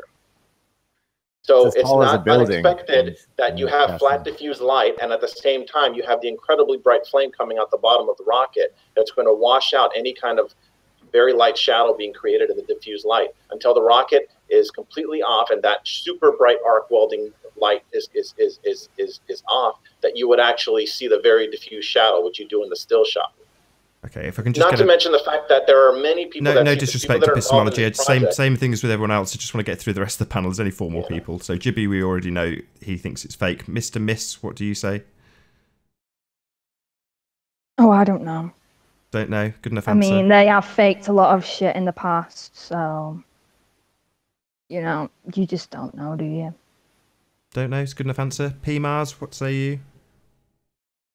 I think like the fire on the bottom should make it so there wouldn't be a shadow. I want to see how it looks after the smoke has Hey, cleared. there's different kinds of fuel, man. One more there's person. I'm liquid really fuel, sorry, there's David. gas fuel, David, your okay? patience There's is a two different virtue, kinds my of fuel. friend. Rocket David, uses gas fuel. David, for the love of God. Right, you've got no patience. Truth, a truth seeker. You're the last one. Arwin. Here, Arwin. There it is. Post smoke. No, I want to see it in one shot. Okay. It just kind of switches over from smoke to no yeah, smoke. that's. Okay. I want to see here clear up, and yeah, exactly what I thought. So that's not a very good sign. They render You can smoke just leave and that water running. beautifully in video games now. Water and smoke are indistinguishable in video games. It's just rendered beautifully and so smoothly. It's hard to tell, except unless you're used to seeing them all the time. Why would they want a rocket to land? Why in the hell would you want a rocket to land? That don't make no sense either. I think the footage has been reversed. It's exactly. It's based on recycling the equipment, so you don't have to discard all the things and reproduce them. That's why they are trying this, according to their plans. Jibby, I don't think you can really compare it to a video game CGI because they would have way more advanced technology than a video game company. You can only go so far on CGI. You really can't, unless you're getting to pretty much the real thing. The only way you could do that was with a turbine fan. You couldn't do that with gas like that. You couldn't use a gas. Jibby, have you seen Red's rhetoric video of the landing? Because you can watch it. I did, and it was from far away, and it looked very. But you clearly see the rocket come in, approach, and you can see it come to a landing straight up. It looked very cartoony to me, and I know that they have outdoor holograms. You see them in Disneyland. You see them in Disneyland, outdoor holograms all the time, and that's Disney, and that's civilian. Do you have that epistemology? Can you imagine? Can we see that? It's blurry just around the rocket. So would you be willing to sign a contract where if I funded you to go down and see this landing, you would have to pay me for the cost to do so? I would need to get close, like very close to it. No, otherwise, it could be an outdoor hologram for all I know. If you could see it from the perspective, if you can see it from the perspective of Red's rhetoric, where you can see it approach from the sky, you can see it come in, you can see it hover down and land, and you can see it standing straight up after it touches to the ground. That is not enough evidence for you. They could that's not landing. That's taking off. This is landing. This isn't taking. No, it can't be landing because the fuel's coming out the bottom of it, so it would push up. It'd go up. Oh my! It's been reversed. No, that's counter thrust. Epistemology. Somebody's got to answer. It can't be me because I'm about to lose it. No, I mean it's total nonsense. Obviously, yeah. The thrust is not the thrust that it's producing is not enough thrust to maintain the altitudes or the rocket's altitude, which is how much does that weigh? 15 pounds or what? You think that's a 3,000 or 4,000 pound rocket? They're just landing like that, 10,000 pound. What do you think? Well, I'm thinking now that the exhaust flame would be much larger for that. Yeah, there would be much more thrust that would hit the ground much earlier. That is kind of suspicious. Jibby, do you have the ability to play that backwards? Yeah, you got to land a 20,000 pound thing. Like can we watch it? Can we watch it take off after? Yeah, that's reversed.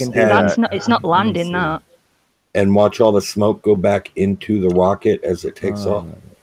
I bet that rocket flies level when it's headed out, huh? Epistemology said he had some of the footage of a further vantage point. Is that correct, Epistemology? Yeah, I have one of the CRS-10, which is from a much further vantage point, where you can see that it's a cloudy day with diffuse light. Here's the CRS-10 right here. Perfect. The same footage that Jimmy has. You can clearly see that. No, I used two different ones. That this is completely diffuse light. And here it is, crystal clear focus, far away. As everything else at that distance is slightly blurry, which is another sign of CGI, because CGI isn't focused unless they dull it. What is slightly blurry that's in that photo? Everything around the rocket. Everything around it. Everything around it. And in a constant. It's not gradual. One at a time. One at a time. These are the same guys that sold you a picture of the ball from space too. I don't see this effect either. You said it was like a welding torch, Epistemology, and I don't see any of the land changing in brightness at all. Right. You said it was like a blurry rectangle. It would have to move up and down. If it was running on gas like that, the thing would have to move up and down and position itself. It wouldn't just go straight down, man. Y'all are crazy. Pause it right there, Jimmy. You can already see the lighting effect on the pad there. And that can't but you don't see the thrust. You can already see. Can't be done with software. Keep going. You don't see enough thrust. See how you can already see you can see the light, the luminosity change here on the pad. And keep in mind, this is the middle of the day. This is day. It should be lit up like the sun, that close. It would have to push itself back up to slow the speed. You'd have to have an up position on it. It would have to thrust itself up to slow down. It wouldn't just come straight down. Let me just clarify something, though. You've seen this, haven't you, Epistemology, from this vantage point? I've never seen a landing. No, I've never seen. They don't land. They don't land that part blocked. Vandenberg. Yeah. to the public. They land on a barge. I've seen lots of launches. I've never seen a landing. Have you met somebody that knows somebody that might have met somebody that saw it land?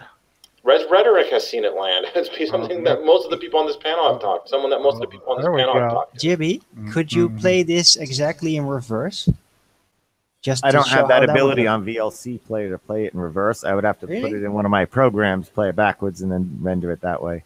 Okay, would be nice to see. But this is right off of the SpaceX YouTube channel, and this is the CRS 10 and CRS 11. They're only 30-second videos, and they're very quick to download. Download them yourself, play them in your own player, download the high quality, zoom in like I am, and judge for yourself. It never moves up. You never see it push itself up to slow itself down. It'd have to push itself up, man. You couldn't sit there and just come straight down without pushing yourself up. Yeah, that boy, get him, Dave. Well, you don't believe that? You think it just comes straight down? It wouldn't sway or wiggle a little bit, huh? Crush that flat Earth. Keep going, Dave. Not unless they use an exact pre-planned system. I'd love to see you be able to play it backwards so we can watch all the smoke go up into the rocket. I don't think that has anything to do with it. It's just CGI. It's not like a real rocket that they. I'm addressing the issue of the accusation that they're just playing the film backwards. I don't believe that. I think it's just CGI overlay. But the claim was made, Jimmy. You understand that, right? You do understand the claim was made. I got a boom out there. They're lowering it down. You can't see it. I'm addressing. Well, then it wouldn't be CGI. Then it'd be real. It would just be a practical effect. Yeah, practical effect. That's probably what it is.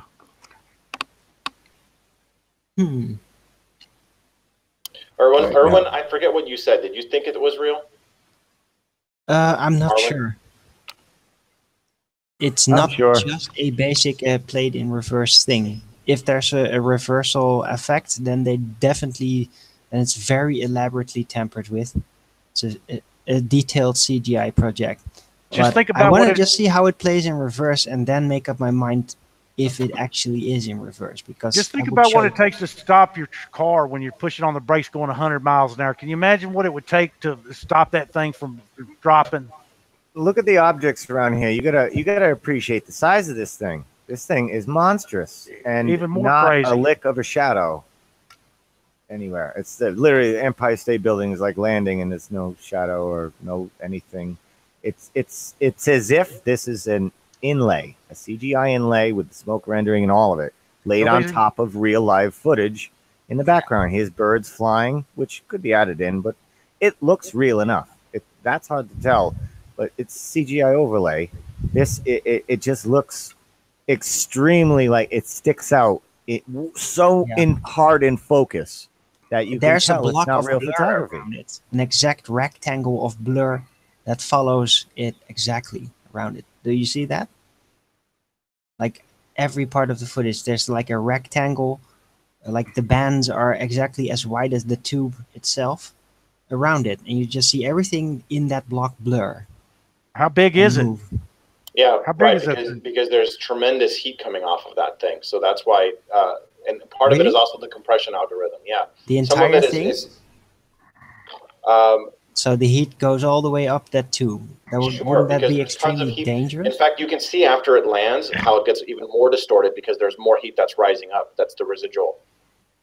You can create that effect with a hair dryer, Arwen. If you can see this effect over. Look next time. Look through the exhaust of a diesel truck or a bus. Yeah, I know. You ever I'm get just one of those, telling you what I'm observing. That's all. You ever get one of those toys for? You ever get one of those toys? It's a very compressed image here.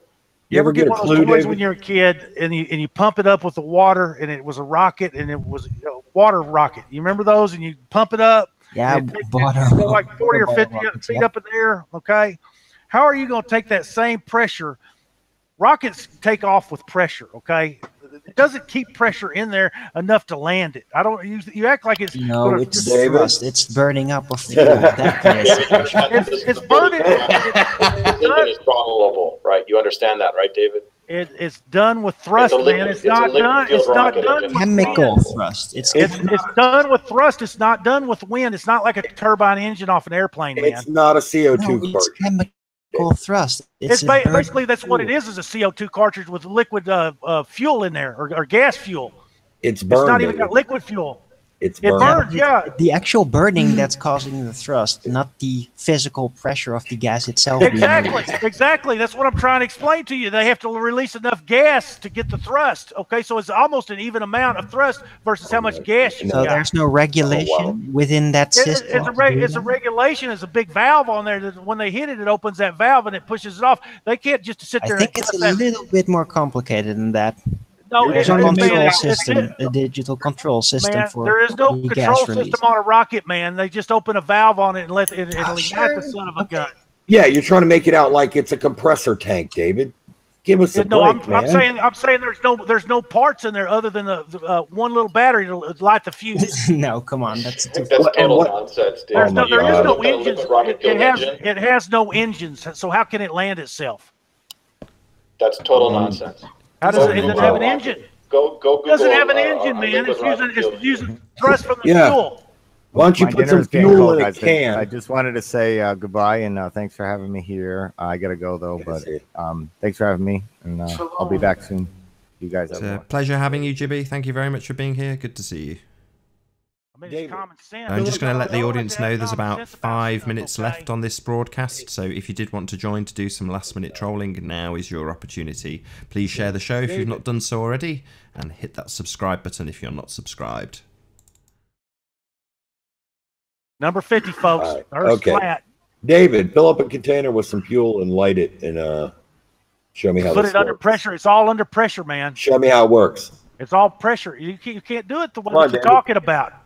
Test your theory. It doesn't work, man. Theory, David. What does it matter if it's under pressure, David? Come on.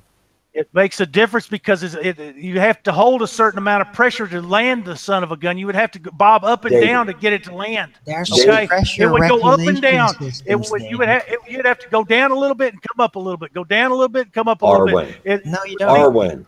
The thing is, David made a ridiculous statement, and he can't back down from it. That's on top of the fact that, David, you can go and watch this thing come in and land yourself. Okay, all you have to do is go be in Florida at the time that they do this. Yeah, sure. Yeah, we go down there and see that Southern Cross star too down there, and it's going the opposite direction. We've heard all about that too, folks. We got a bunch of people on here telling these stories that aren't true. So the Earth's flat, and I'm just glad to be out here. David, we know that you're a troll and you don't actually believe anything you say. Yeah, I'm a flat Earth troll. From this point on, I would suggest that the Globers don't even. You're in a flat Earth debate, sir. That's what it is, and you have no proof we live on a spinning ball. Well, you're not here to debate. All you're here is to yell at assertions. You don't debate. You have horses, David. You and Curve both. You sit around talking all this stuff, but you have no proof, and that's the main thing we're here.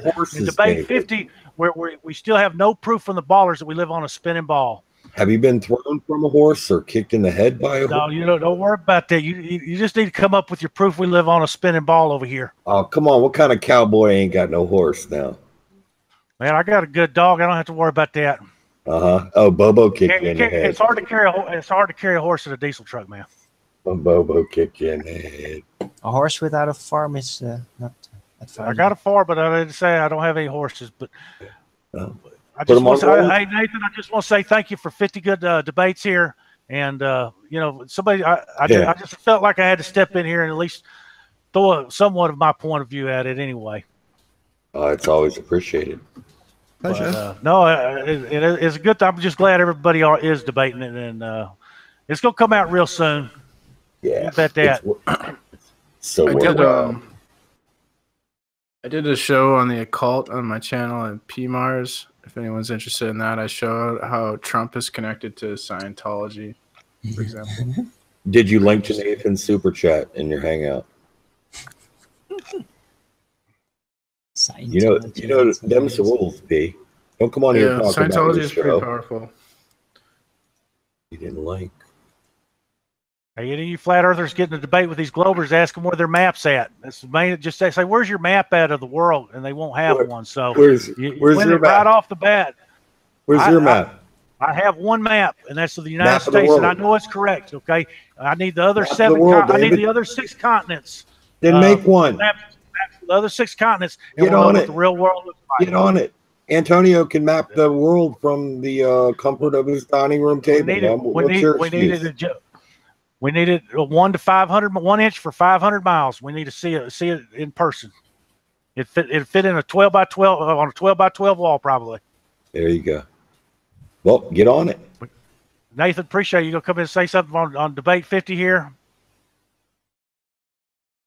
He's just gonna let us go, I guess. Go ahead. You there, Nathan? Yeah, I thought I said thanks. It's a pleasure having you, as always. Yes, sir. I just want to, like I said, this is the Flat Earth debate. Have you decided how many you're going to do? I enjoy doing these. I might do them indefinitely. Oh no, man! Oh, maybe. I guess I'm gonna have to be nicer then. I'm sorry I sound kind of, but you know that makes me mad because we know they're all in here lying about this stuff, and sometimes you just got to stand up for yourself when you're talking to these ballers, because a lot of them work for the government anyway, and there a lot of people need to know that. But maybe there's some way. Maybe there's some way to do David's fishing string test over a long pool or a big body of water. Yeah, I like that. Live on the hangout. We need to get a fishing line in the back of a boat. We're gonna carry it, make it tight for 100 miles. I'll be careful out there. Tight for 100 miles. You think any flat earthers work for the government, David? Like maybe Mark Sargent? Well, there's a few, but I'm not. They're mainly the ones that do the like the simulation theory and stuff like that. Those are the flat earthers doing the muddy in the waters. If they come up with this stuff like that, you live in a simulation or you're in a diamond map or any of this stuff, they have them on both sides, and you kind of got to go with the information. The one thing that they don't have is a map. Okay, we do not have a map of the world, and that's the main thing. Correct. Because it won't fit. We don't have a map. Got time for a quick hello to Lewis Hackett. So hello, Lewis. It's going to be a hi and goodbye though. Good point, David. Lewis. You do not have a map. Excellent. Get him, Lewis. How much time left? Lewis, come in here. Go ahead, Lewis. 60 seconds. 60 seconds. We do have a map. Like old video, man. We got that invisible map over here. Let's see it, Lewis. Pull it out. You got about a minute left to show it. You better hurry. Have you ever looked at an atlas?